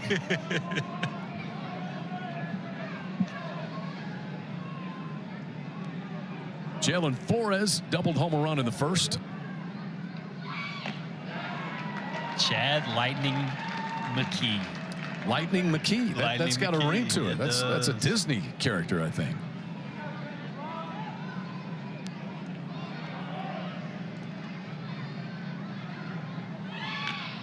rolled foul by Flores. Flores doubled home Thomas in the first and then struck out swinging in the third.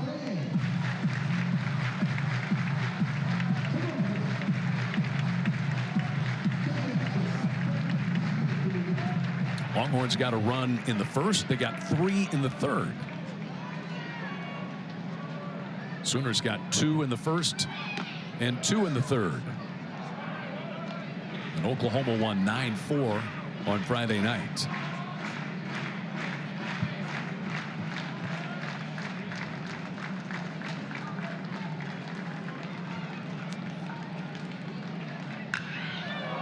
Pretty well hit, though he had to reach for that ball a bit. And Spikerman takes care of out number 2 in the 5th.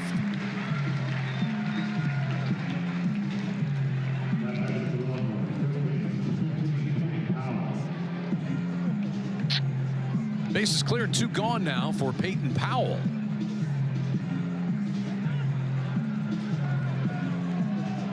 Really just the walks in the third inning, or else Kyson Witherspoon would be in a whole different situation. Right now he's at 92 pitches. This might be his last inning of work. We'll have to see. Yeah, it seems about right. I think his most he's thrown is 101. A couple series ago, right before the BYU series. He's had 2 1-2-3 innings. Think about that. He's at 90 plus pitches. That's with 2 1-2-3 innings in this game. And you look back at that very first pitch, first at bat of the game, the 11 pitch by Jared Thomas, really sticking out to you now. What would he do with 10 more pitches? Peyton Powell struck out in the first and then walked and scored in the third. Big 2-run single by Borba. This one is shot through the right side by Powell. 2-out single for the Texas third baseman.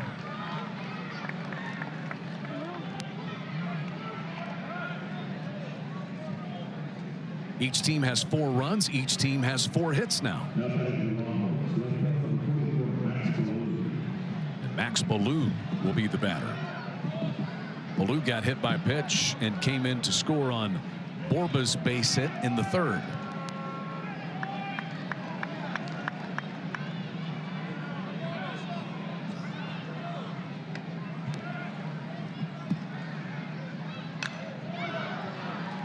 Ballou whacks this one foul. He's 1 for 6 in the weekend series so far.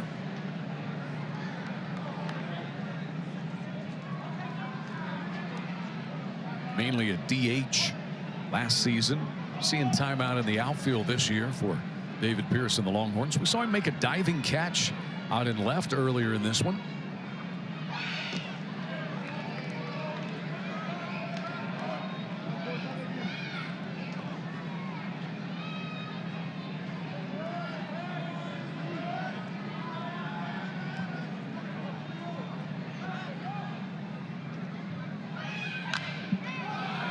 In the air to left, Pettis backed up a couple of steps, now comes in, and the inning is over. 2-out single by Peyton Powell, but he's left stranded.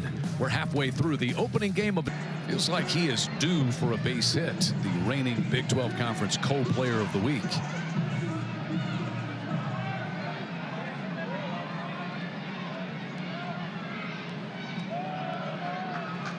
First pitch bounced up there by Chase Loomis. How about the leadoff guy today? 4 for 4 for Oklahoma. They have been on base 4 times. That is a missile hit on top of the Texas dugout by McKenzie. Or Madron, I should say. You talk about Madron being due. That graphic would say he is as well.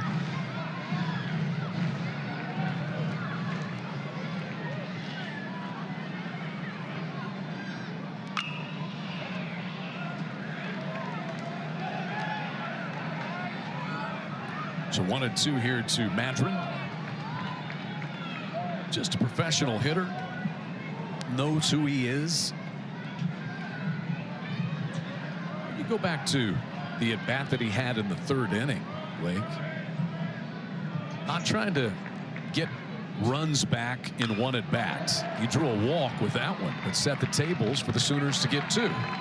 Deke Kennedy takes care of Madron to start the 5th. Yeah, you're right. And there's a lot of, and when you're watching it just casually, you don't really see how the game flows. But a really elevated take in that last at bat, and even there, that's a 2-strike count where he put a good swing on it, just grounded it to E. Kennedy, the second baseman.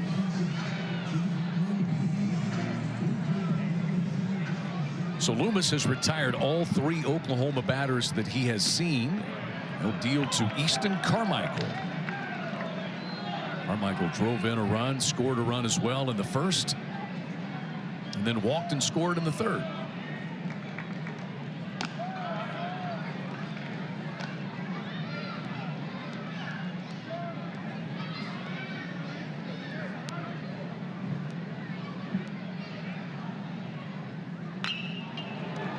Just foul.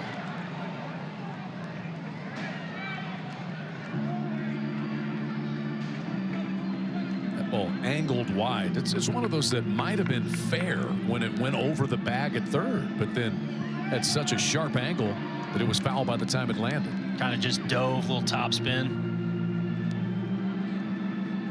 Those are fun. Hook doubles are the best.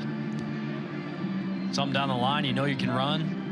Stretch it into a triple at times if he goes to right field.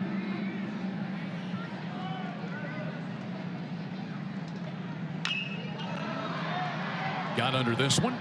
Jared Thomas straight away center field, right on top of the OU logo. 2 down.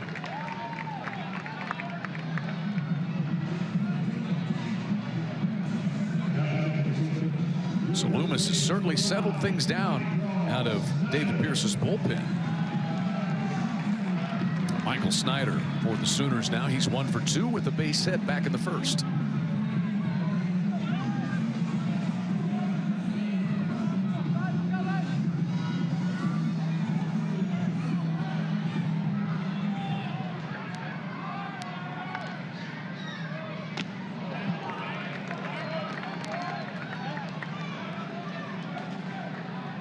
Snyder's seeing a heavy mix of changeups. Loomis throwing a good one there that just fades away.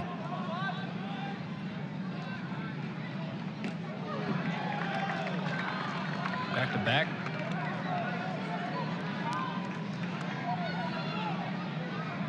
It has that what you guys refer to as arm side run with this changeup, doesn't it? Yeah, a little depth to it. Looks like a fastball coming out and just runs away. Yeah. Schussler thought he might have had strike 3 there, but it is 1 and 2 on Snyder.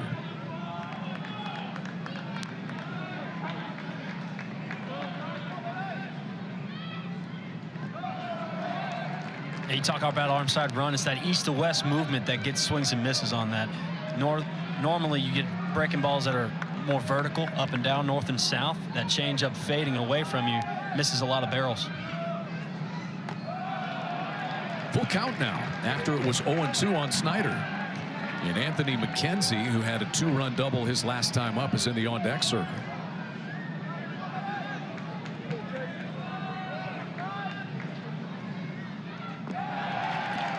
Four straight balls and a walk now to Snyder, who's on base for the second time in this game. That's a really good at bat. Swings over 2 changeups in that, just battles away. Doesn't chase. Got to run around with 2 outs.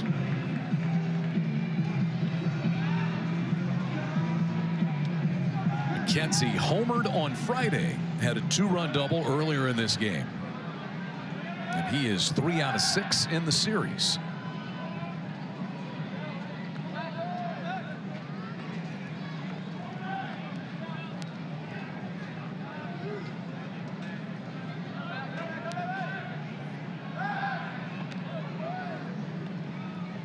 We talked about Snyder's ability to run.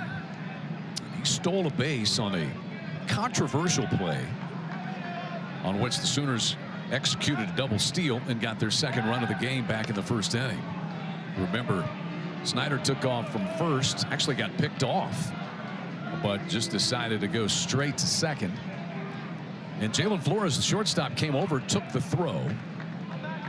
Snyder was called safe, and Easton Carmichael stole home on the play.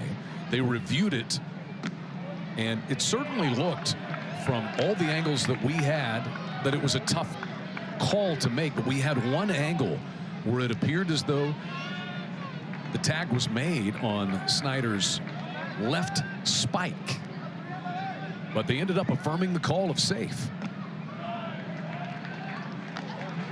As it turned out, it wouldn't have mattered. Run didn't score, right? Run would have scored anyway, and had he been out, it was only the second out of the inning. Right.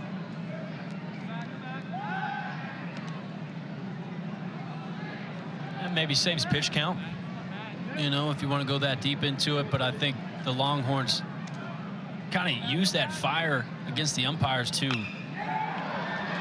In the air to left field, Ballou over near the line, and this ball is just foul. McKenzie almost golfed that one out of here.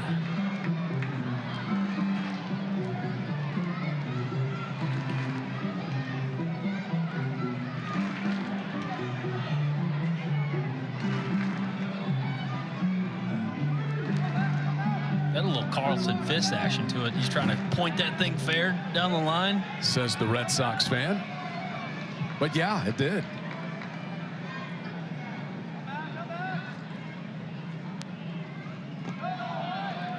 Two and two on Anthony McKenzie now.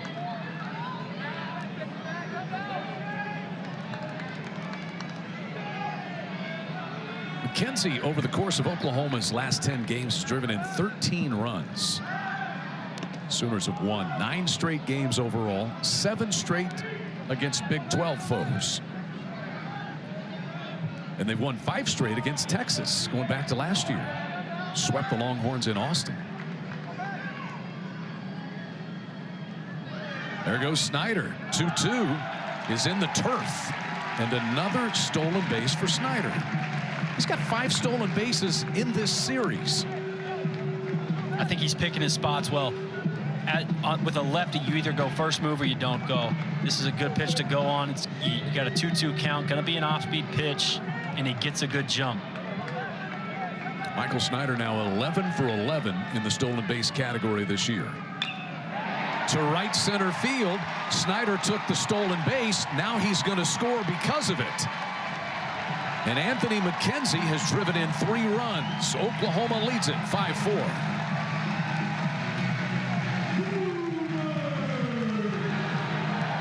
.33 on the year. This is just textbook hitting. Go double in the gap till your pull side. Slider down. Goes down with his legs. Keeps that great conversation. So think about where this was about 4 minutes ago. Snyder was 0-2 at the plate. And then Loomis with 4 straight balls. Snyder steals second base and then scores on the McKenzie hit there. Man, this game can change on a dime, in a heartbeat, and it does, and it did. As a runner at first base with 2 outs, you're trying to do anything you can to get to second base. I mean, the steal's normally on. Like I said, Snyder picks his pitches well. He gets deep into a count with McKenzie. You know, Loomis probably going to throw an off-speed pitch, and he does it, and it ends up working out. Reggie Willis looking like a genius over there in the third base dugout. Anthony McKenzie now with 4 hits in this series, and he has driven in 4 runs, 3 of them today. So David Pierce back to the Texas dugout. He works in close consultation on pitching with Chris Gordon on the Longhorn staff. Pettis bunting toward third, foul.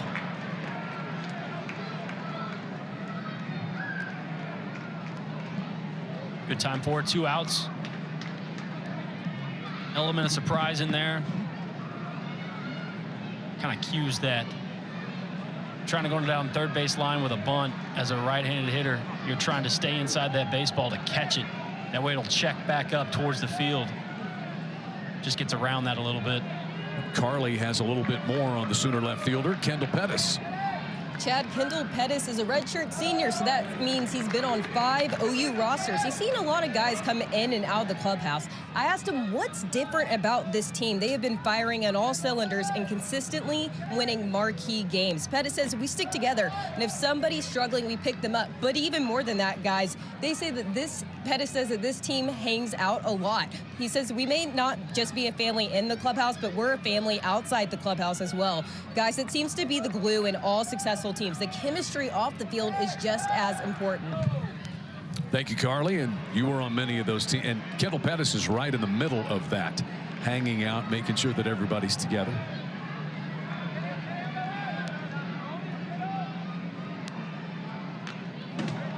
Two and two the count on Kendall Pettis. He had 2 hits, drove in 2 runs on Friday. 0 for 2 so far today. You're right. This is such an easy guy to get along with, too. He's a good clubhouse guy, a guy that Skip's going to know he's going to do the right thing, and it's really cool to hear how close they are. Pulled in the hole at third, cut off by Powell. Long throw to first, and the stretch by Borba to get Kendall Pettis. Inning over, but the Sooners take the lead on an Anthony McKenzie base hit. 5-4, right at 100 pitches for the day. And staked to this lead, he will go back out and at least start the 6th inning. 5 innings, 4 hits, 4 earned runs.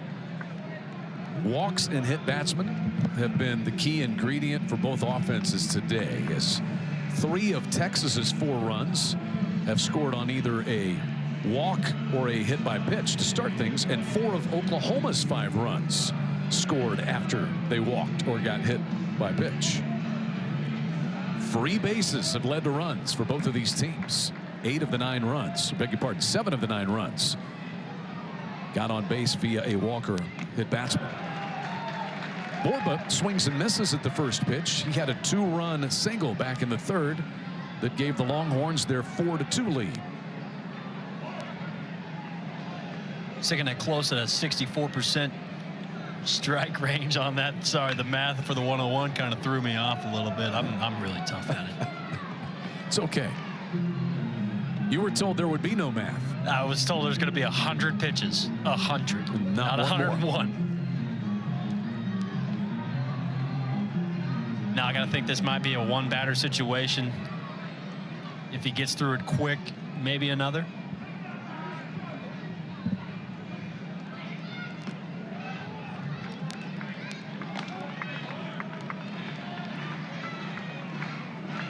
This is now the most pitches thrown this season by Kyson Witherspoon. Previous high was 101 against Kansas State.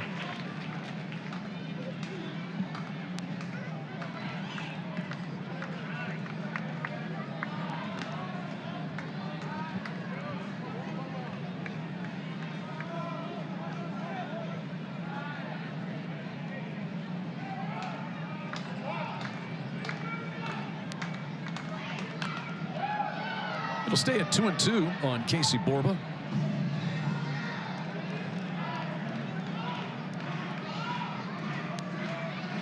Carter Campbell in the pen, maybe Carson Atwood. First out. We saw both of them on Friday night. Let's get thinking copy paste. It's the thing about having a day off. Those guys that pitched on Friday out of the bullpen got to rest a little bit. It just feels like it's going to be all hands on deck today with a doubleheader. Pulled to third. McKenzie waited back just an instant and is able to retire Borba for the first out in the 6th. Oh, you hit it there, Chad. He waited back a little bit. I think it got him a better hop. Maybe a longer hop that he could handle a little bit. We'll see him. Hezzy. Yeah, get that long hop. Nice, comfortable throw over to first base.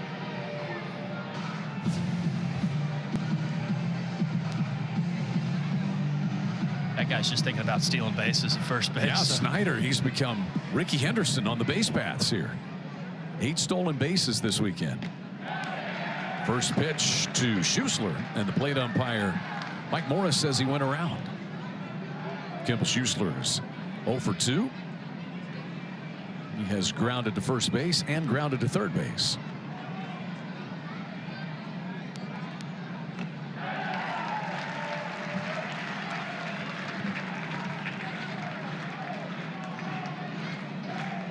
It'd be big if Kyson could get through this inning. Skip running that, letting him run that pitch count up to 110 on this pitch.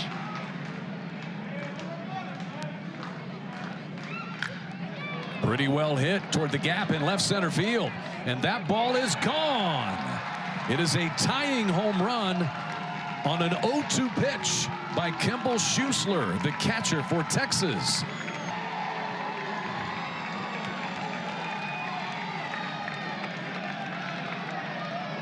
This is where you run into it, Chad. It's an 0-2 pitch. Maybe on pitch 85, you're a little bit more sharp with it. This thing catch every bit of the plate. Schusler just leans back on it. Yaga.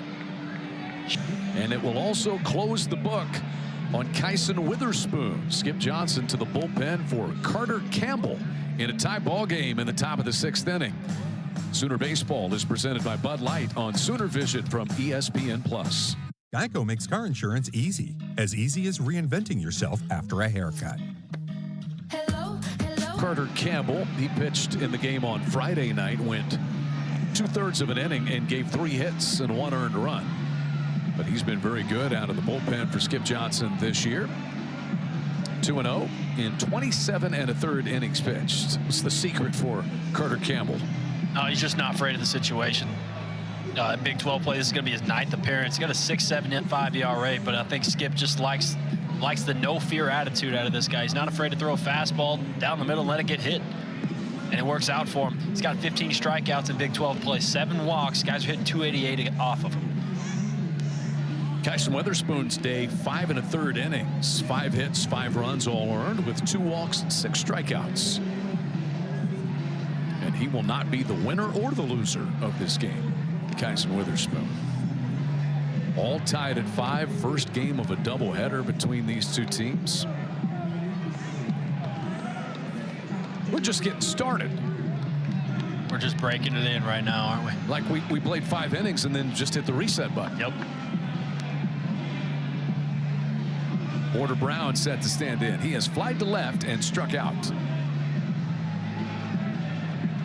This might be a 1-batter situation for Campbell. If you get this lefty out, he's done his job for the day.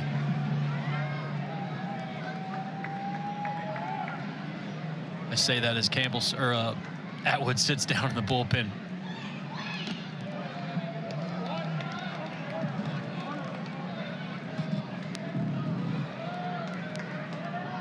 Brown, dangerous home run hitter, 8 this year.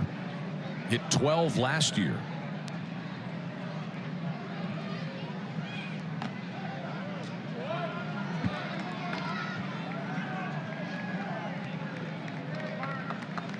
This is the 83rd career appearance for Carter Campbell. That is the 5th most in Oklahoma Sooner history.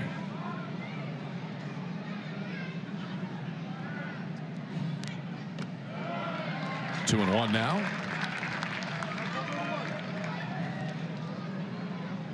I got to think he's got a chance to break or tying that record by the end of this year.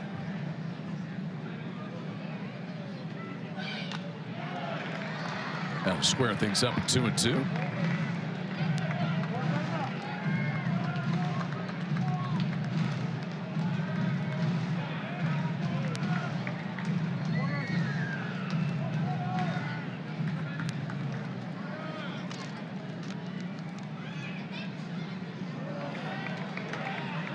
Another breaking pitch there that squirts out of the glove of Muddler. Will Gasparino, the on-deck batter, comes to take care of it.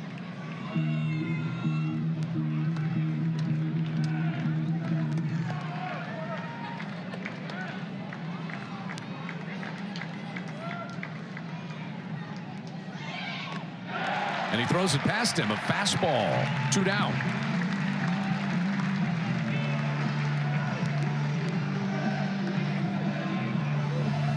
At full count, elevates the fastball. Porter Brown can't catch up to it. It's empty and 2 gone. Here is Will Gasparino.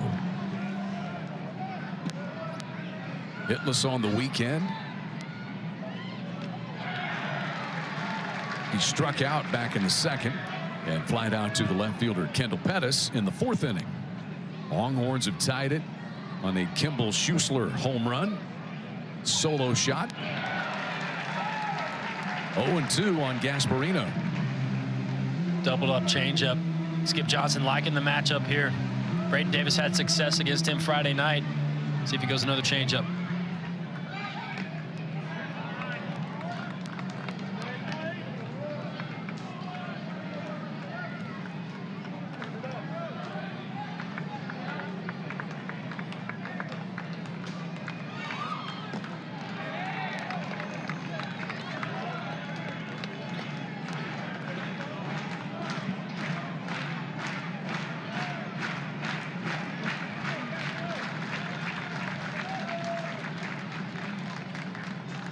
The 2-2 to the Texas right fielder.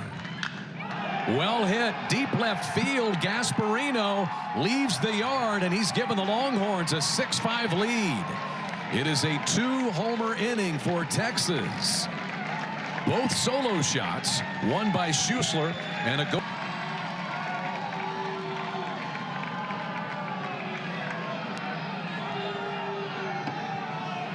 Now he's getting a talking to by the home plate umpire, Mike Morris. Might have got a little colorful. And now the third base umpire, Chris Koski, is in, saying something as well to David Pierce. And I saw him kind of clapping his thumb and his fingers together, indicating talk. That's probably a final warning from Koski.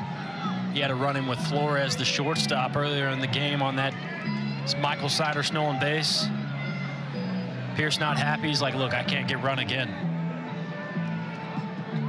I might be fed up with these guys, but I gotta zip it. Let's get another look at this home run here. Fastball elevated right into the barrel. That thing has hit a long. Well, it got the attention of our third base umpire, so. Chris Koski. I think so. Longhorns have retaken the lead with a 2-homer inning.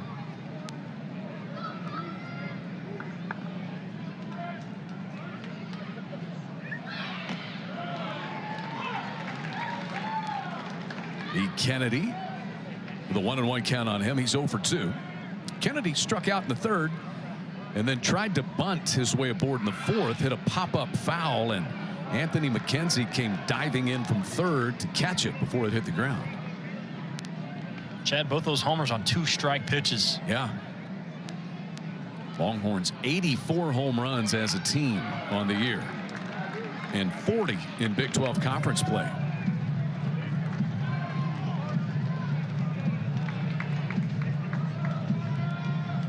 I think that fastball from Campbell right there might have been a mistake.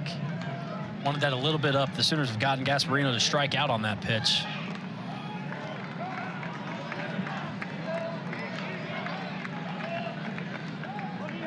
See how he goes after Kennedy with 2 strikes.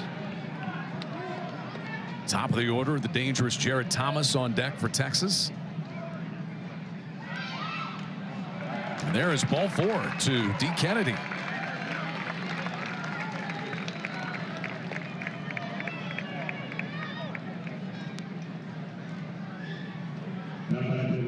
Changeup slipped out of the hand at release.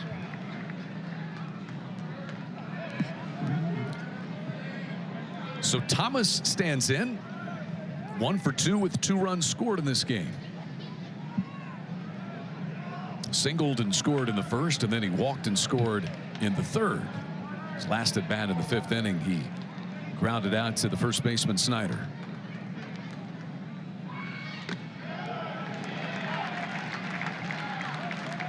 Throw that again. Not the guy to leave a pitch up to. Be a 3-run lead in a heartbeat.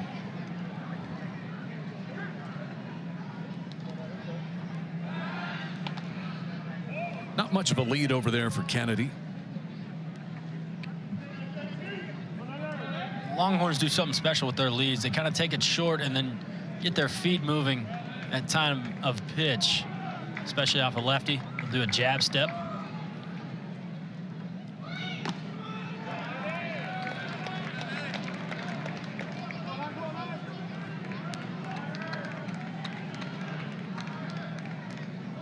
Doing her best she can to cheer the Sooners on.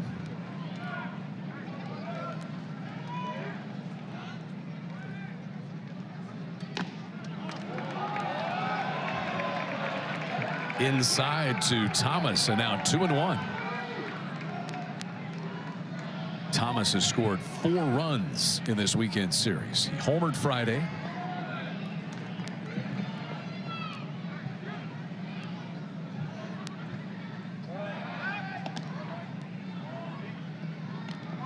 Kennedy does not run much. He is only 1 for 1 in the stolen base department.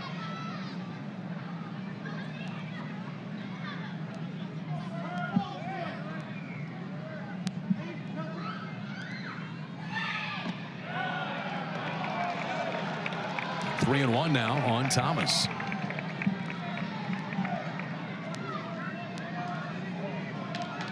Mother might have wanted that. Mike Moore's been good behind the plate all day.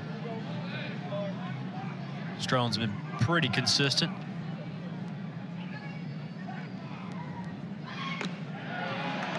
There's a 3-1 fastball for a strike.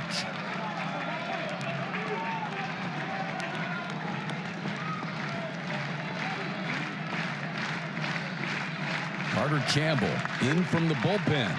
He's gotten a strikeout, given up a home run and a walk. Trying to finish the 6th. And instead issues his 2nd consecutive walk.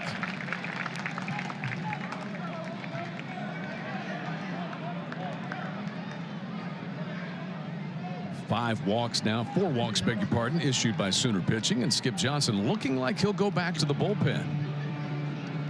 Runners at first and second, 2 down in the 6th.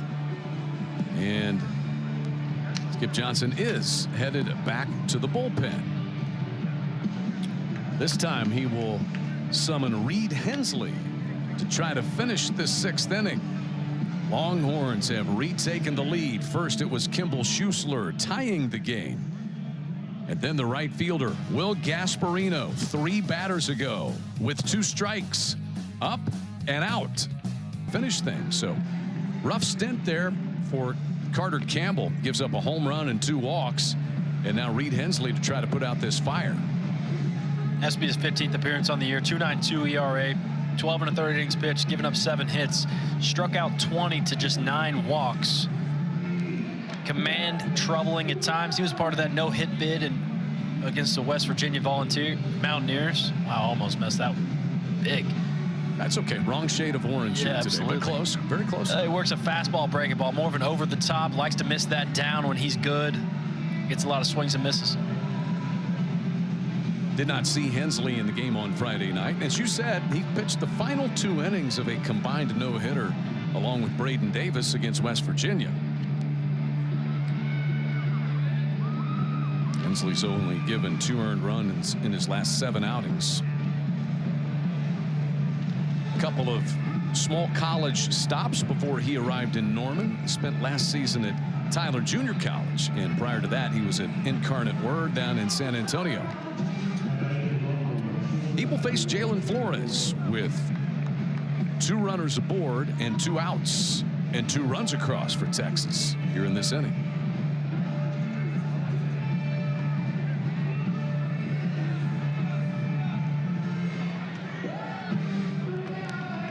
Jalen Flores drove in the first Texas run, RBI double in the 1st inning. Since then he has struck out and fly to center field. This feels like a big out, Chad. Flores a really good bat. Expect to see Hensley working the breaker off early.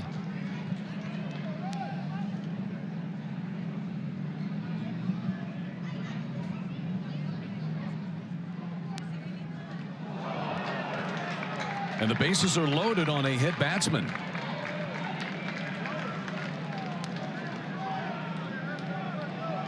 So Kennedy goes to 3rd, Thomas to 2nd, and Flores gets hit by the very first pitch from Reed Hensley. Now the number 3 batter, Peyton Powell, is in for the Longhorns.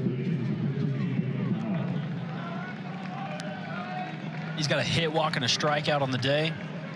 A couple good at-bats Friday. He's going to have to see that breaker up, make it be a strike. Do some damage with bases loaded here. Powell has walked 4 times in this series, 3 times on Friday night.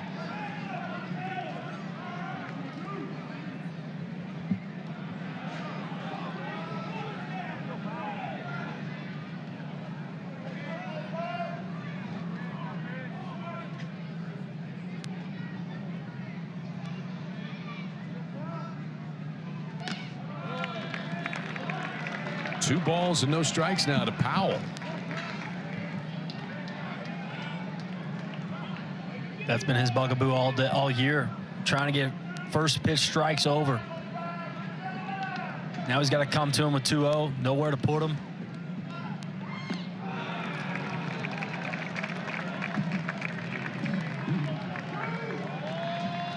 Sooner bullpen unable to find the strike zone. Campbell gave back-to-back walks. Hensley has hit a batter, and he's 3-0 on Powell. And that is ball 4, a bases-loaded walk. It scores D. Kennedy from third, and the Longhorns pad their lead. 7-5 now. Skip Johnson will go back to the bullpen. Hensley, a hit batsman and a 4-pitch walk. And his outing is done here.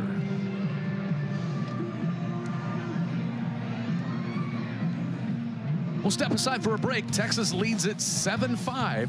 Bases loaded. 2 runs. Geico makes car insurance easy as reinventing yourself after a haircut. Hello, hello. And this is the first of our 2 games here in Norman this Sunday afternoon. The new Sooner pitcher is maybe the best strike thrower Skip Johnson has had out of his bullpen this year. It is the right-hander, the junior from Euless, Texas, Dylan Crooks.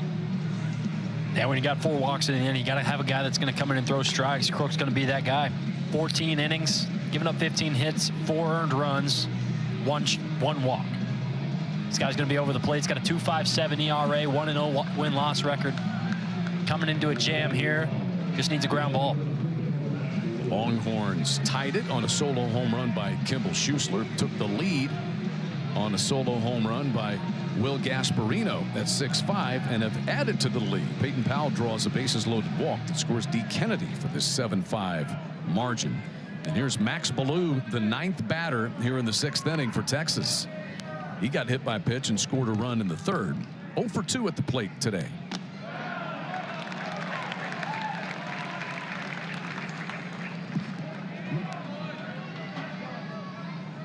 Dylan Crooks has not allowed a run in his last 9 appearances. Transferred to Oklahoma from Paris Junior College.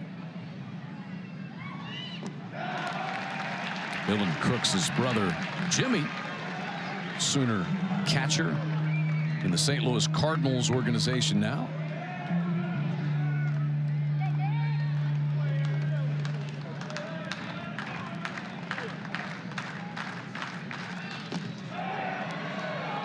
O2 is downstairs, and you see Chris Koski, the third base umpire, says no swing.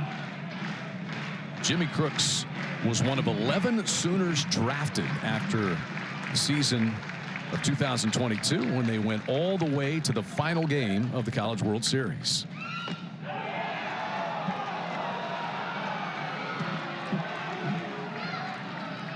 Close one there. Fastball. Maybe a ball in. Could have gone either way. 2-2 on Ballou. To center field. Spikerman races back near the warning track. The inning is over, but the Longhorns have retaken the lead. 3 runs on 2 hits. They leave the bases loaded. 7-5 Texas headed to the last. 7-5 Longhorns in the opening game of this doubleheader. Welcome back to Eldell Metro Park in Norman. Freshman second baseman Isaiah Lane leading off for the Sooners. Chase Loomis, the lefty, back out for Texas. Lower third of the lineup for the Sooners. Scheduled hitters here in the bottom of the 6th.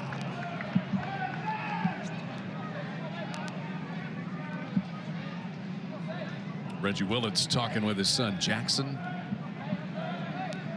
Scheduled third in the inning.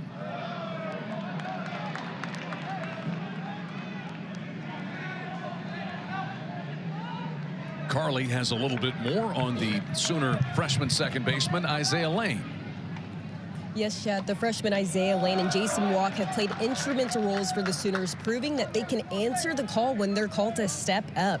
Their veteran teammate John Spikerman has been in their shoes before. In 2022, he got that call and played a huge role in helping his team get to Omaha. Spikerman says Walk and Lane have done a great job dominating their role. I can't say how proud of them I am. It's hard as freshmen, especially if you're not expecting to play.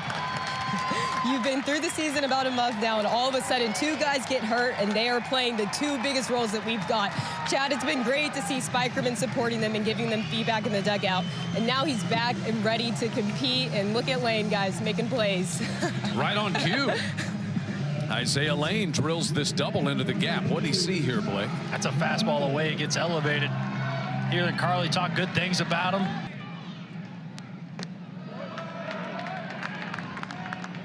Scott Mudler had a base hit his last time up. He's also struck out in this one.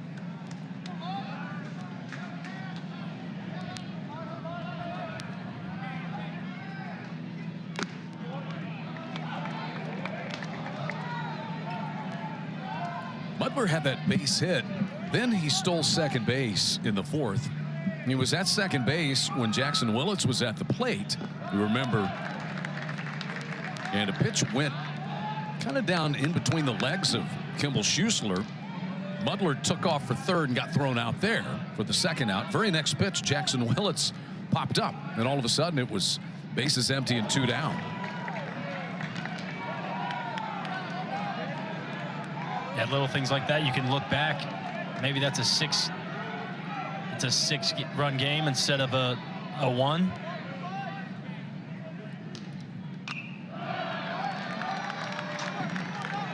Two and 2 on Mudler.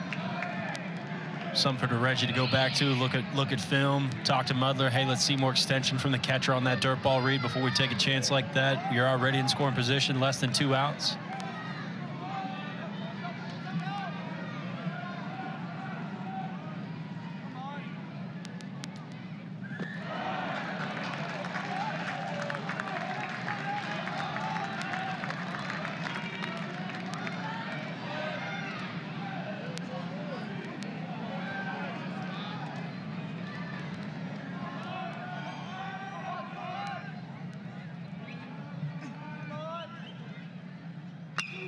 Mudler hits this one in the air to right center field. Will Gasparino, the right fielder, tracks it down. Isaiah Lane tagging up at second. He'll slide in safely at third base.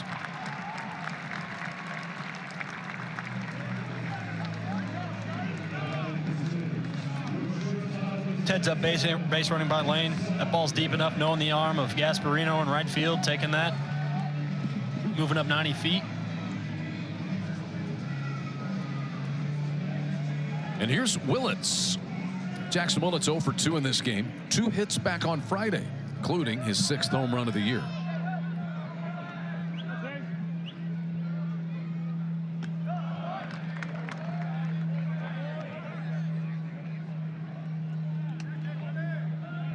It's a big at bat right here for the freshman.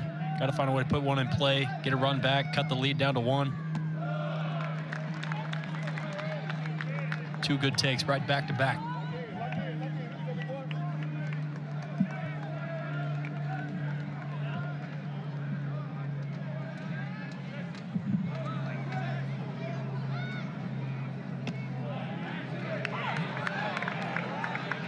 Two balls and a strike to Willits. Top of the order, John Spikerman is on deck.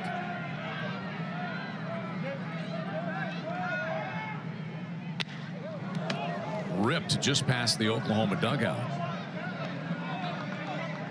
Had to get athletic in the camera well down there. Strength coach Tim Overman taking it like a champ.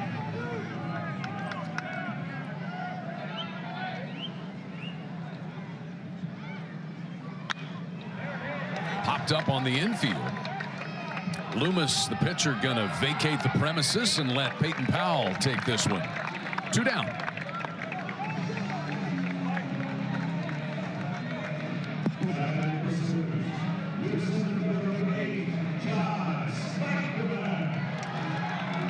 So now it's up to Spikerman if the Sooners are to take advantage of the leadoff double by Lane. Spikerman 0 for 2 with a walk and a run scored in this game. Had a base hit on Friday night.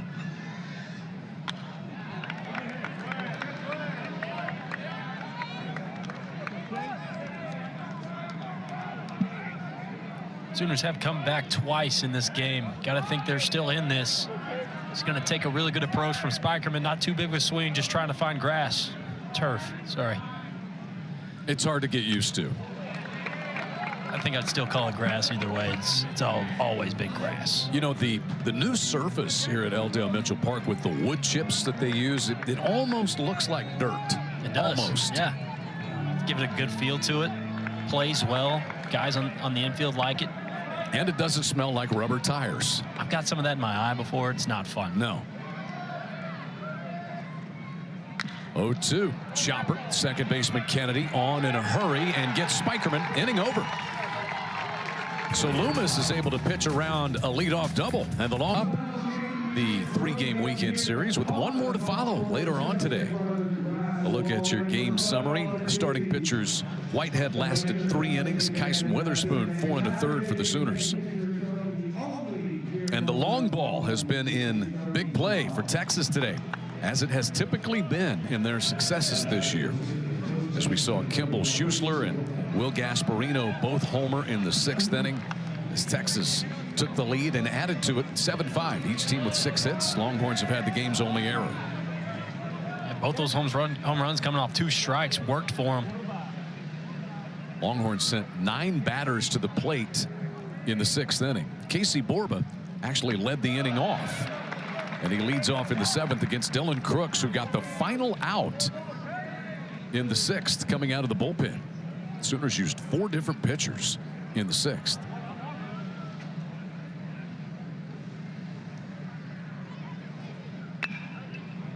Roller to short for Willits.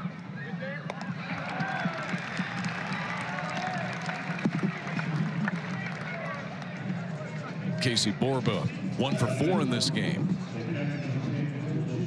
And here is Kimball Schusler.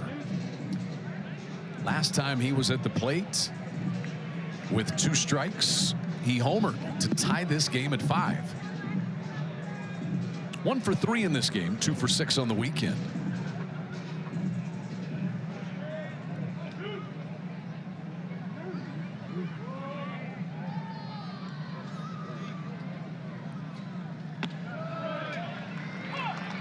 In there for a called strike. Starts to talk NCAA tournament, RPI, and all those things as we head down the home stretch of the regular season. Oklahoma in very good shape, viewed by many, if not most, as a regional host. This one also comes to Willits.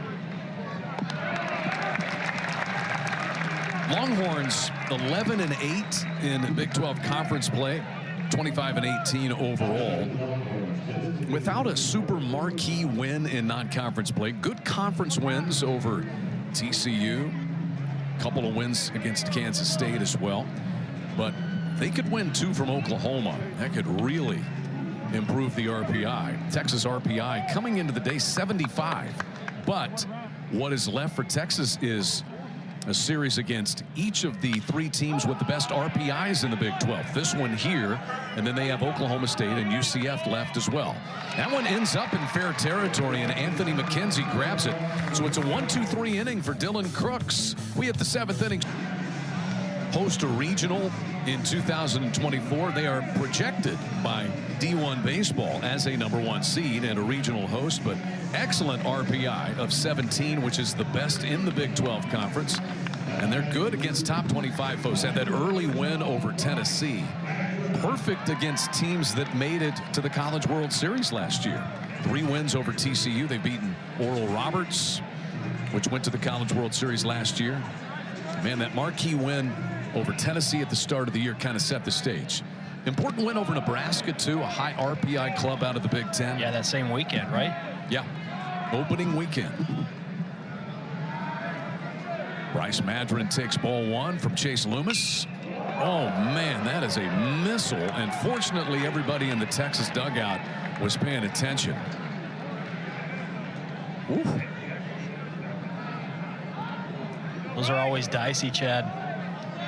Got to keep your head on a swivel down in the dugout.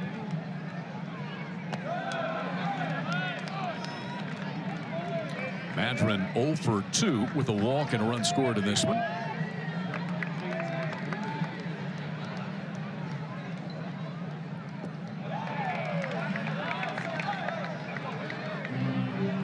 Good outing here for Loomis, Blake. He's gone 3 innings, 2 hits, and 1 run.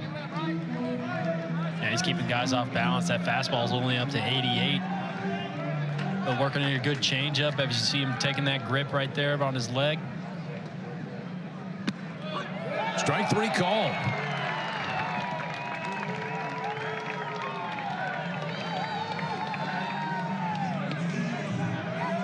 Loomis's first strikeout. He's also walked 1. You'll see that changeup against a lefty. That's tough for Madron to see. Might have been generous call.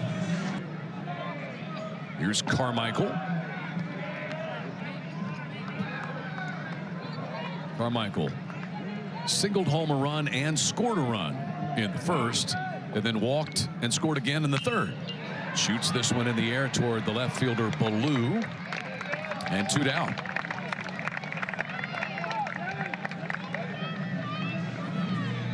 That's 5 straight retired by Chase Loomis since a leadoff double by Isaiah Lane in the 6th inning. And he'll face the Sooner cleanup man, Michael Snyder.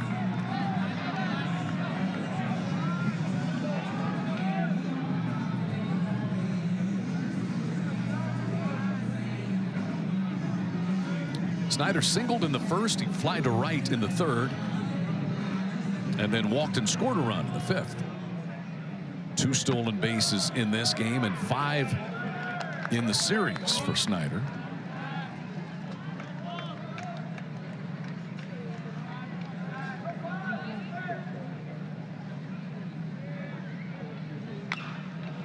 That's a base hit as he rolls it past the first baseman Borba.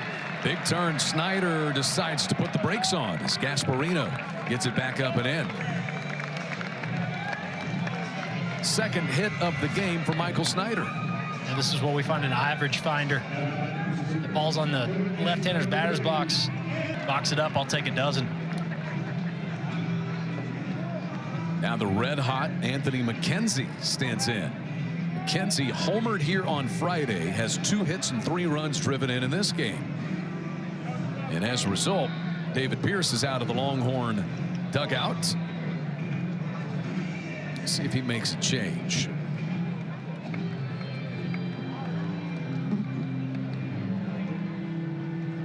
Maybe just a conversation. Yeah, maybe a strategy against McKenzie. He's been swinging a hot bat, going both ways. Nope, gonna make a change. Indeed. Move to the bullpen for David Pierce and the Longhorns, but a very good outing by Chase Loomis. And now a right-hander comes in for Texas. It'll be Gage Boehm, who is the closer. I'll tell you more about him when we come back to Norman. A lot to this guy to be a Longhorn, and he is a big physical guy, isn't he, Blake? 6'5", 255. I wouldn't want to see him anywhere else but the baseball field. I'll tell you that right now. Scope of things, and this is a doubleheader.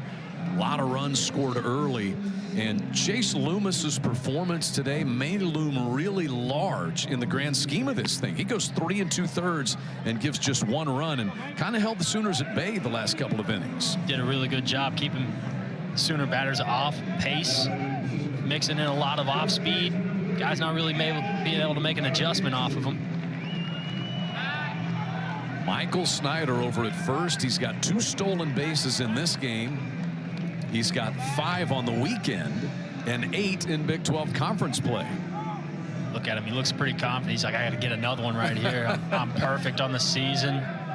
Get double digits maybe in Big 12 play. Anthony McKenzie 2 for 3 in this one. He was 2 for 4 on Friday night. 4 out of 7, a home run, and 4 runs knocked in the series for McKenzie. He has driven in 14 runs in his last 10 games.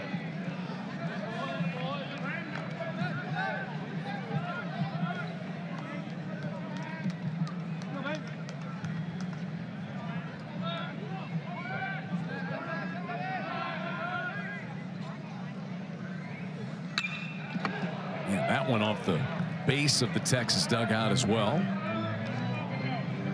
And 1-2 on Anthony McKenzie. And that's a dart of a slider, Chad. 86 miles an hour. That thing has got some teeth on it.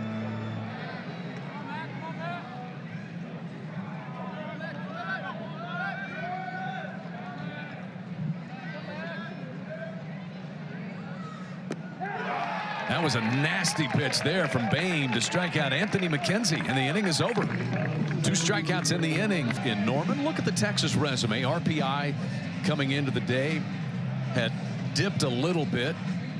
Projected number 3 seed, in good shape, but they got a chance to really build, as we were talking about, because wins potentially like this one over the Sooners, who have an RPI of 17. They have Oklahoma State, which has the 2nd best RPI in the Big 12. They have them coming to Austin next weekend. And then they've got UCF as well, and UCF has the 3rd best RPI in the Big 12. So a chance to build significant RPI points, strength of schedule opportunity for the Longhorns. That one, it sounded like maybe the bat handle of Gasparino. Nope, it hit him.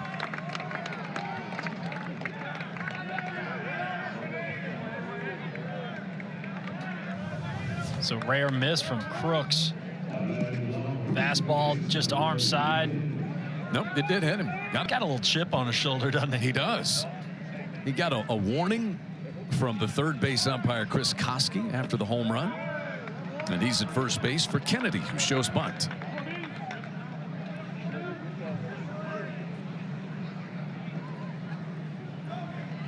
Kennedy struck out in the 3rd. Hit a foul pop-up caught by Anthony McKenzie. His next time up pushes this bunt to first. Picked up by Snyder. And he'll tag Kennedy. It's a sacrifice for the Texas second baseman. And Gasparino moves into scoring position.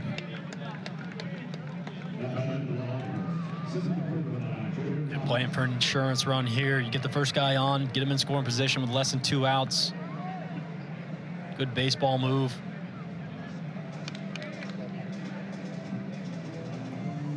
Back to the top of the order for Texas, and Jared Thomas.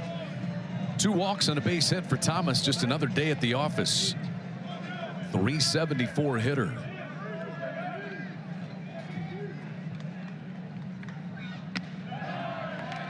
And first pitch strike.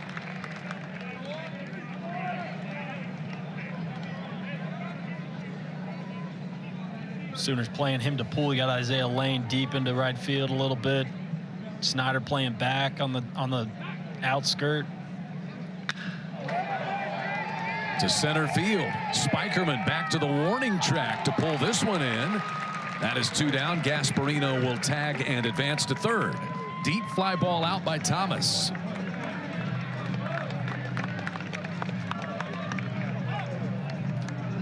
Well struck, fastball elevated.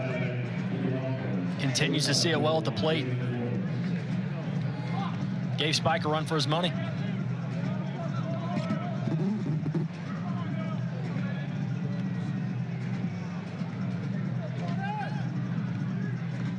So with 2 down and Gasparino at 3rd, here is Flores. 1 out of 3. He's been on base twice. Doubled home Thomas back in the 1st, and then got hit by a pitch in the 6th inning.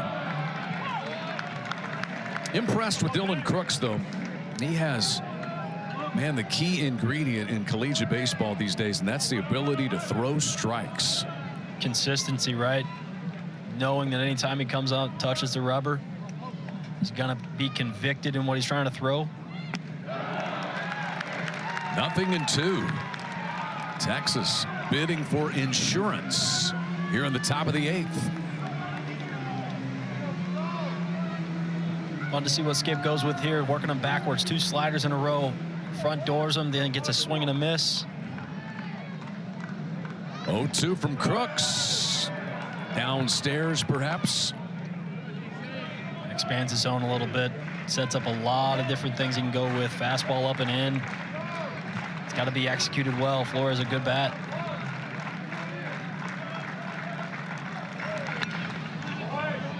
And rolled foul. It'll stay 1-2 on Flores.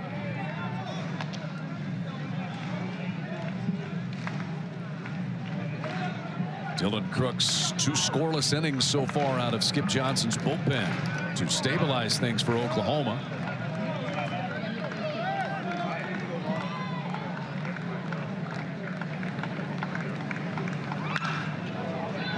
Hit hard, but foul into the Texas bullpen.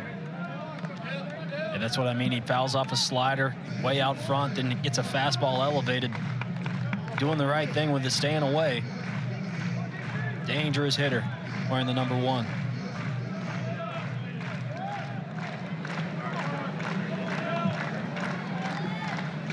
Another 1-2, rifled into the left field corner. And a base hit that could be extra bases for Flores. In to score comes the right fielder Gasparino. And it's the second RBI double of the day for Flores. Texas leads at 8-5. There's that insurance run that David Pierce was trying to get. This is another breaker. Kind of cement mixer over the middle. Hits in the weekend series. And here is Peyton Powell, who's 1 for 2 in this game.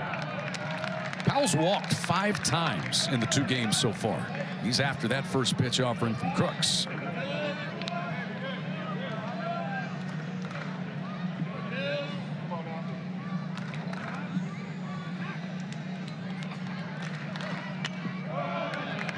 And 0-2 now.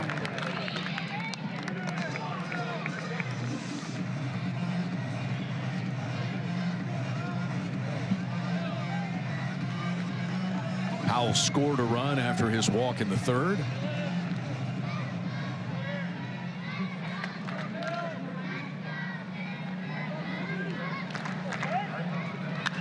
Longhorns have scored 4 unanswered runs.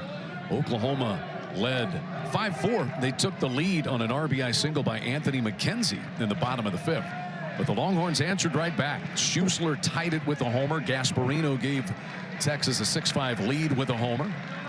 And a bases loaded walk make it 7-5. And now Flores' double gives Texas the 8-5 advantage.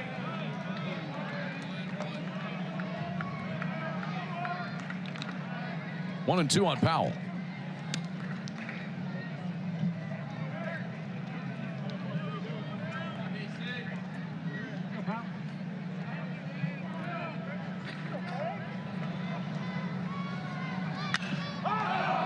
High pop up.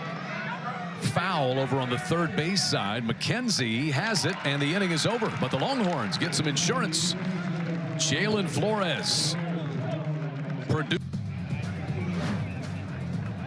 Welcome back to L. Mitchell Park in Norman. Sooner Baseball is brought to you by Courtyard by Marriott. First game of a doubleheader between the Red River rivals. Texas leading 8-5, and the Sooners will go to the bench here for a pinch hitter, as we will see Jason Walk hit for Kendall Pettis. Gage Bain back to the bump for the Longhorns.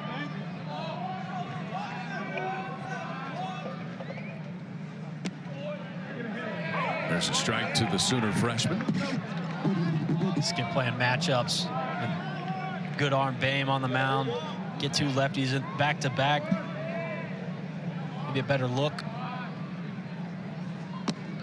Walk played a good deal with John Spikerman out of the lineup. That's a valuable experience. Pretty impressive in that too. Maybe look for him to platoon with KP out and left. A little bit outside and 2-1. Big insurance run that Texas got in that last inning to make it 8-5. You got to think Pierce is going to extend Bain here. Got to get this win in the first game of the doubleheader. Anything can happen in that 3rd one. Try to secure a win whenever you can.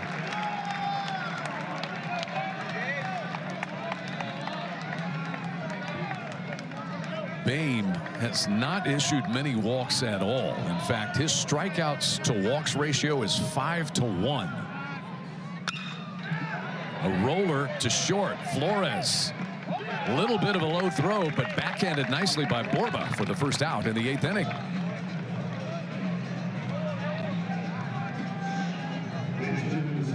Sooners going to pinch hit again here, as we will see Jackson Nicholas bat for Isaiah Lane. Nicholas not starting the first game of this doubleheader. Has been nursing a sore hamstring. Suffered that tweak in the Kansas State series. Did not play in the BYU series last weekend. And just working back into the lineup. DH'd in the midweek game for Oklahoma against Wichita State.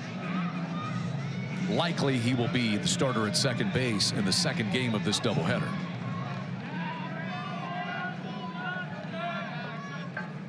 Isaiah Lane had a double his last time up.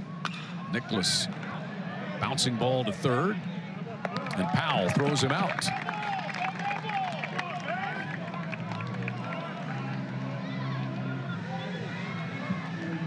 And Mudler will bat with the bases clear and 2 gone.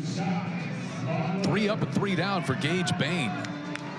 One of those extended save type of situations for him here. You see Mudler taking his time. This is a veteran bat right here. Try to give Crooks a little bit of time. Maybe take till he gets a strike.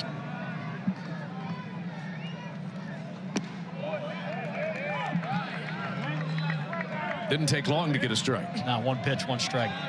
It's amazing. Usually works like that. You know, these last 3 pitchers that we've seen in this game, what's been the common theme with them? It's Loomis and Bain for Texas and Crooks for Oklahoma. What have we had? Just pounding the zone. I'm not sure we've had a walk from any of them. 1 hit by pitch from Crooks. Gasparino.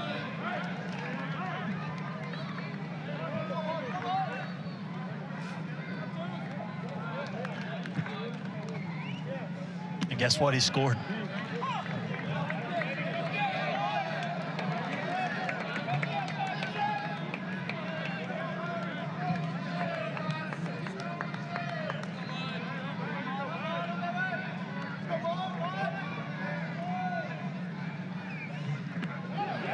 Butler swings and misses, and Galvan will pick it up.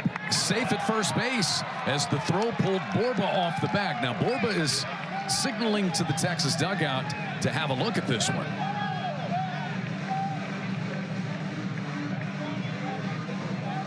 Borba went over and tagged Mudler as though maybe Mudler has missed the bag, but the call is safe.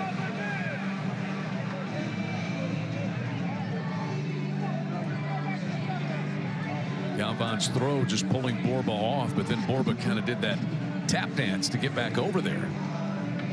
I'm always curious to hear what these guys are talking about when they come and talk about reviewing. So Texas asks for a review. Mudler called safe at first.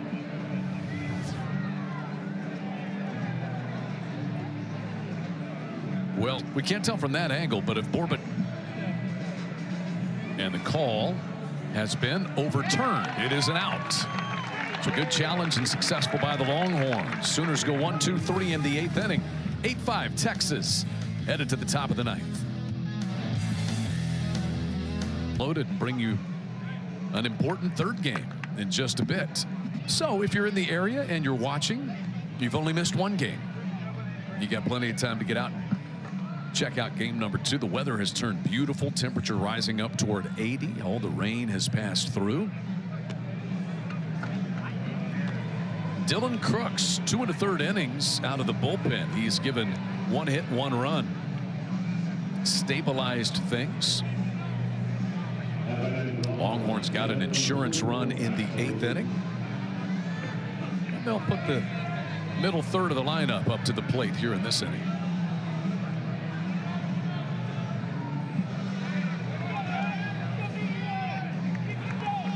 Max Ballou is 0 for 3 in this game and 1 for 8 on the weekend. He got hit by a pitch and scored a run in the 3rd.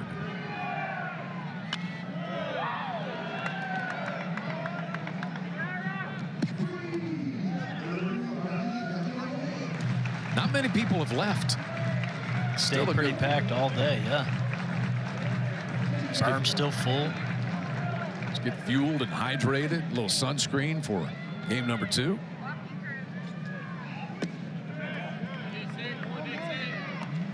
One and one on Baloo.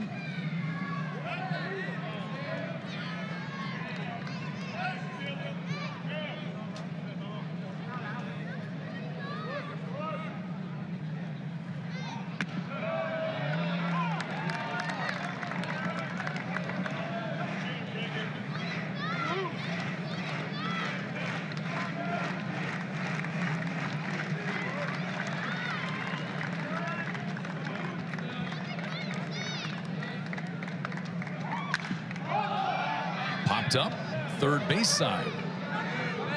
McKenzie in foul ground again. He's handled those foul pop-ups very nicely today. Yeah, those are the easy ones. He made a really nice diving play on a popped-up bunt in foul territory. A lot of work outside the lines today. You were right about the wind. It's not what it once was today. You see fans even having to cool off. That's the first time we've seen that this year. It's a little steamer. How about the facial hair of the Longhorn fan right here? That's a nice mustache. Where I didn't see. Get a look once we get the batter's box angle.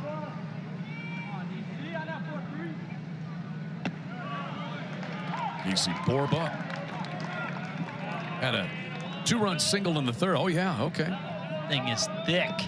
That is a full-blown caterpillar. Good for him.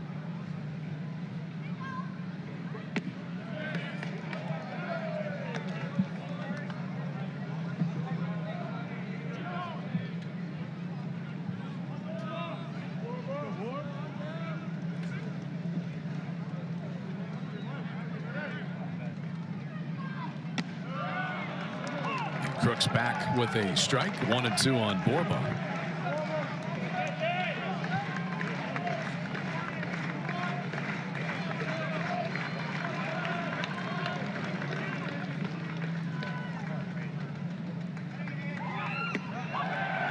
Strike 3 call as Borba just watched the last 2 go by.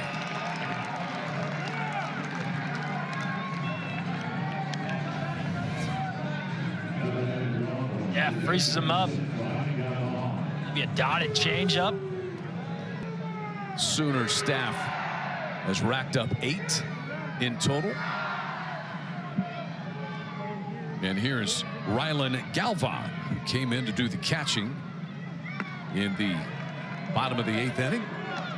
Takes over here in the number 6 spot for Schussler.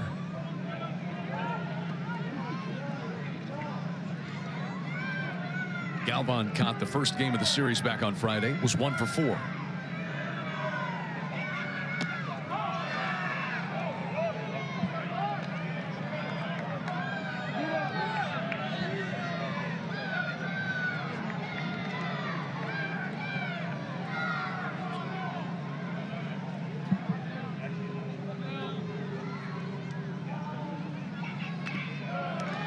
That one fouled off of Mudler, who had to wear that one and is staggering back to his feet.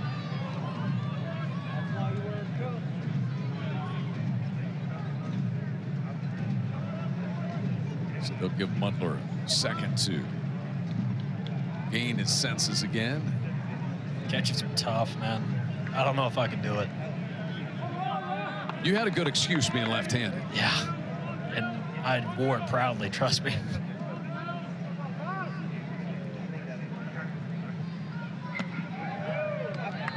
Although I feel like you would have been a good catcher. Appreciate that.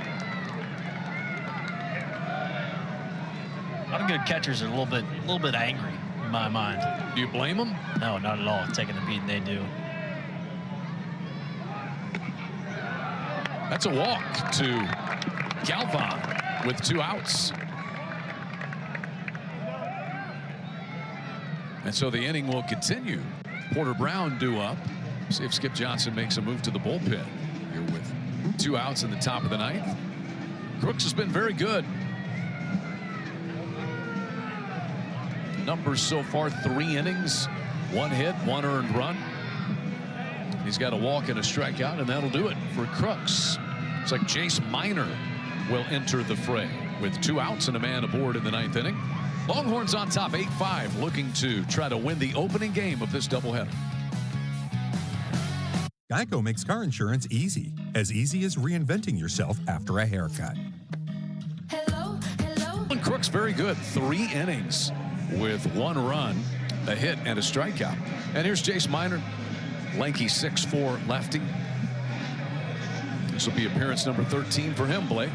Yeah, 1-1 on the year, 4.66 ERA, 9 2/3 innings, 11 hits, 12 strikeouts, 7 walks. Key with him, you'll get a lot of different angles, very herky, jerky motion. He'll drop down at times, can rise that fastball from, I would say, like a low 3/4, but he'll kind of dive towards first base and run that thing up there. Can throw a changeup from over there as well. A lot of different looks.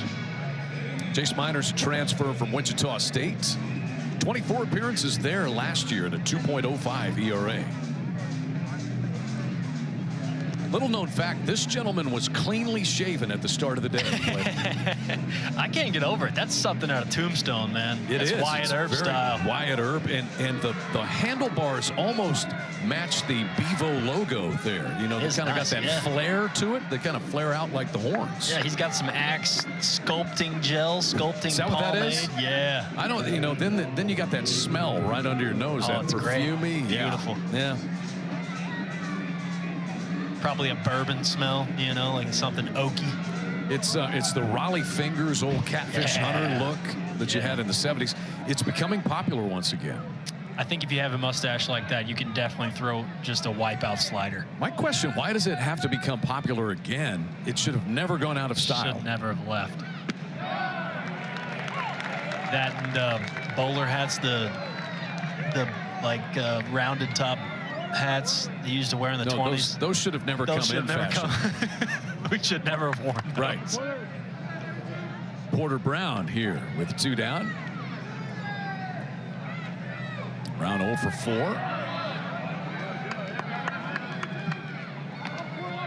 You're right about Miner. Herky-jerky, you said different arm slots. What's the difficulty of facing a guy like this if you're a lefty like Porter Brown? Well, you just don't know what you're going to get. He can go over the top and he can drop to the side. You're trying to find the window where that hand is coming out of, and when you change it up like that, it just messes with your timing. That comes in and hits Porter Brown.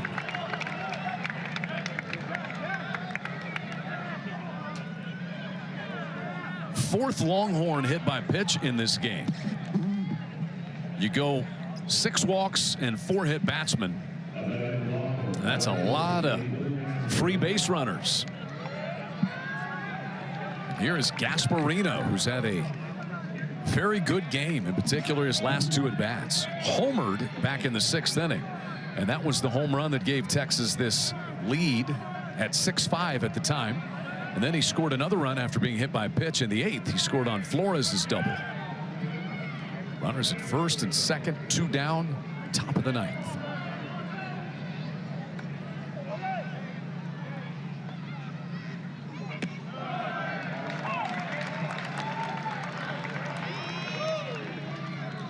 Sooners have kind of gotten away from what's made them successful over this 9-game stretch. The free pass game has just been really highlighted in this first game of the doubleheader.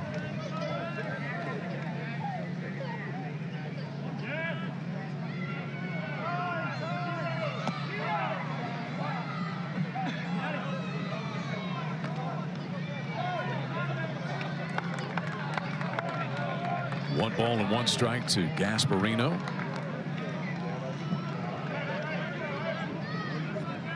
.6'6" and growing.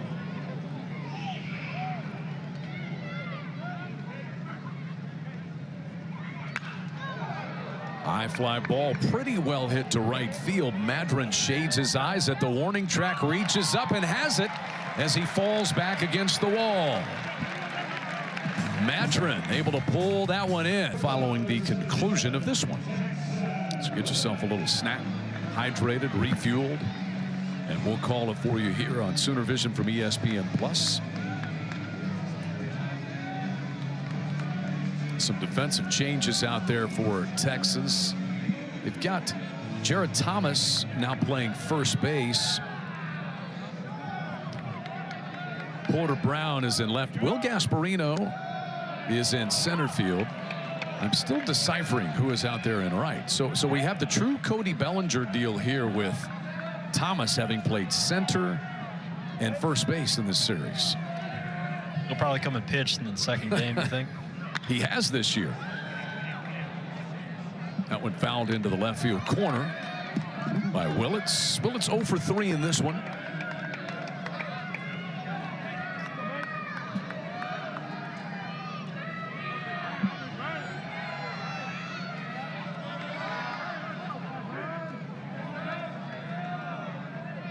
Max Ballou has shifted from left field over to right field.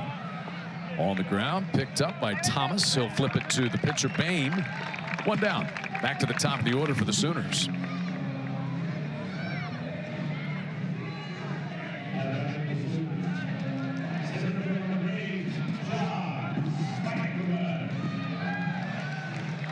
Inning and 2/3 now for Bain out of the bullpen for David Pierce.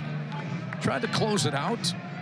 Ace Whitehead went 3 innings plus. Maybe the real hero of this game for Texas is going to be Chase Loomis, Blake. Yeah, he had a really strong outing. Not walk a single guy, just be competitive in the zone. Kept guys off balance with the off speed. Loomis went 3 2/3 out of the bullpen and gave 1 earned run. Spikerman 0 for 3 with a walk and a run scored.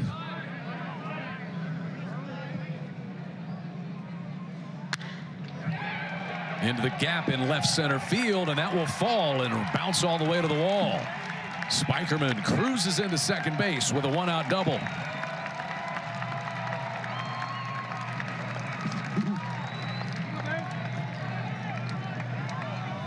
Just needed to get back on the left side of the plate. Fastball elevated, just kind of leans on this thing.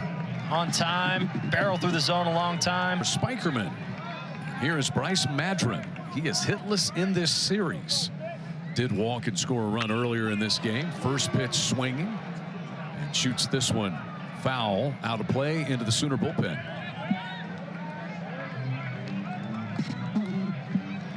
Down 3, not taking a strike. You got to let your guys swing. You got the heart of the lineup coming up. Don't let them get down against an arm like Bain. Really good slider. You get down 0-1, it could really fall into a hole quickly.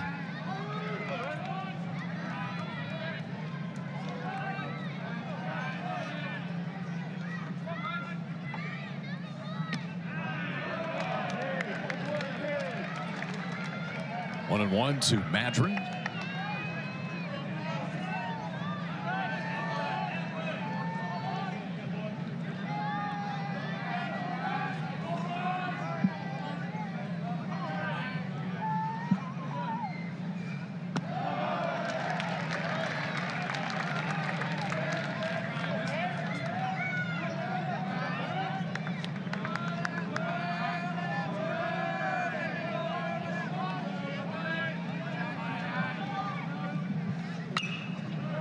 Two balls, 2 strikes now. Foul ball up first base way.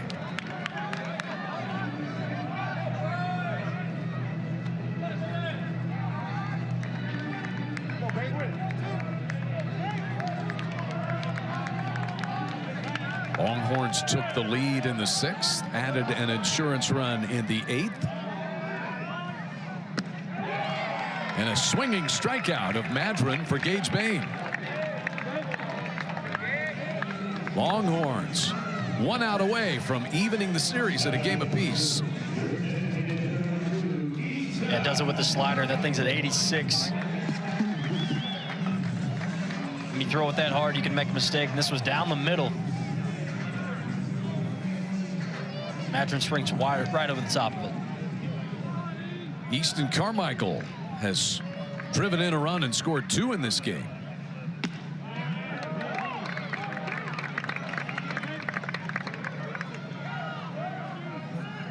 Bain able to stretch out his appearance in this one. 2 full innings now. Carmichael with the base hit to right field. Ballou comes up with it, but charging to the plate is Spikerman as the Sooners respond and make it a 2-run game. Easton Carmichael has his second hit and his second run batted in today, and it's 8-6 Texas. Goes back to that complete hitter we were talking about. That's a slider away. Goes down 0-1 to it. Makes an adjustment in bat. Goes down and gets this one. Boom. In the person of Michael Snyder. Snyder 2 hits and a walk in this game. He scored a run in the 5th.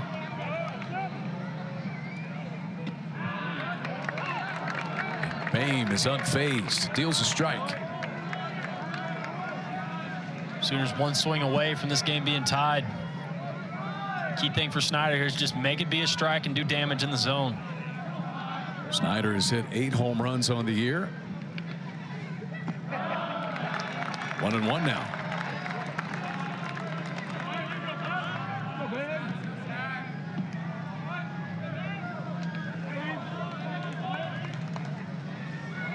.38 runs driven in now for Carmichael. 2 coming in this game. Snyder in the air to center field. Will Gasparino is out there now. And the Longhorns have won the opening game of this doubleheader and even up this Big 12 Conference Series at 1 game apiece.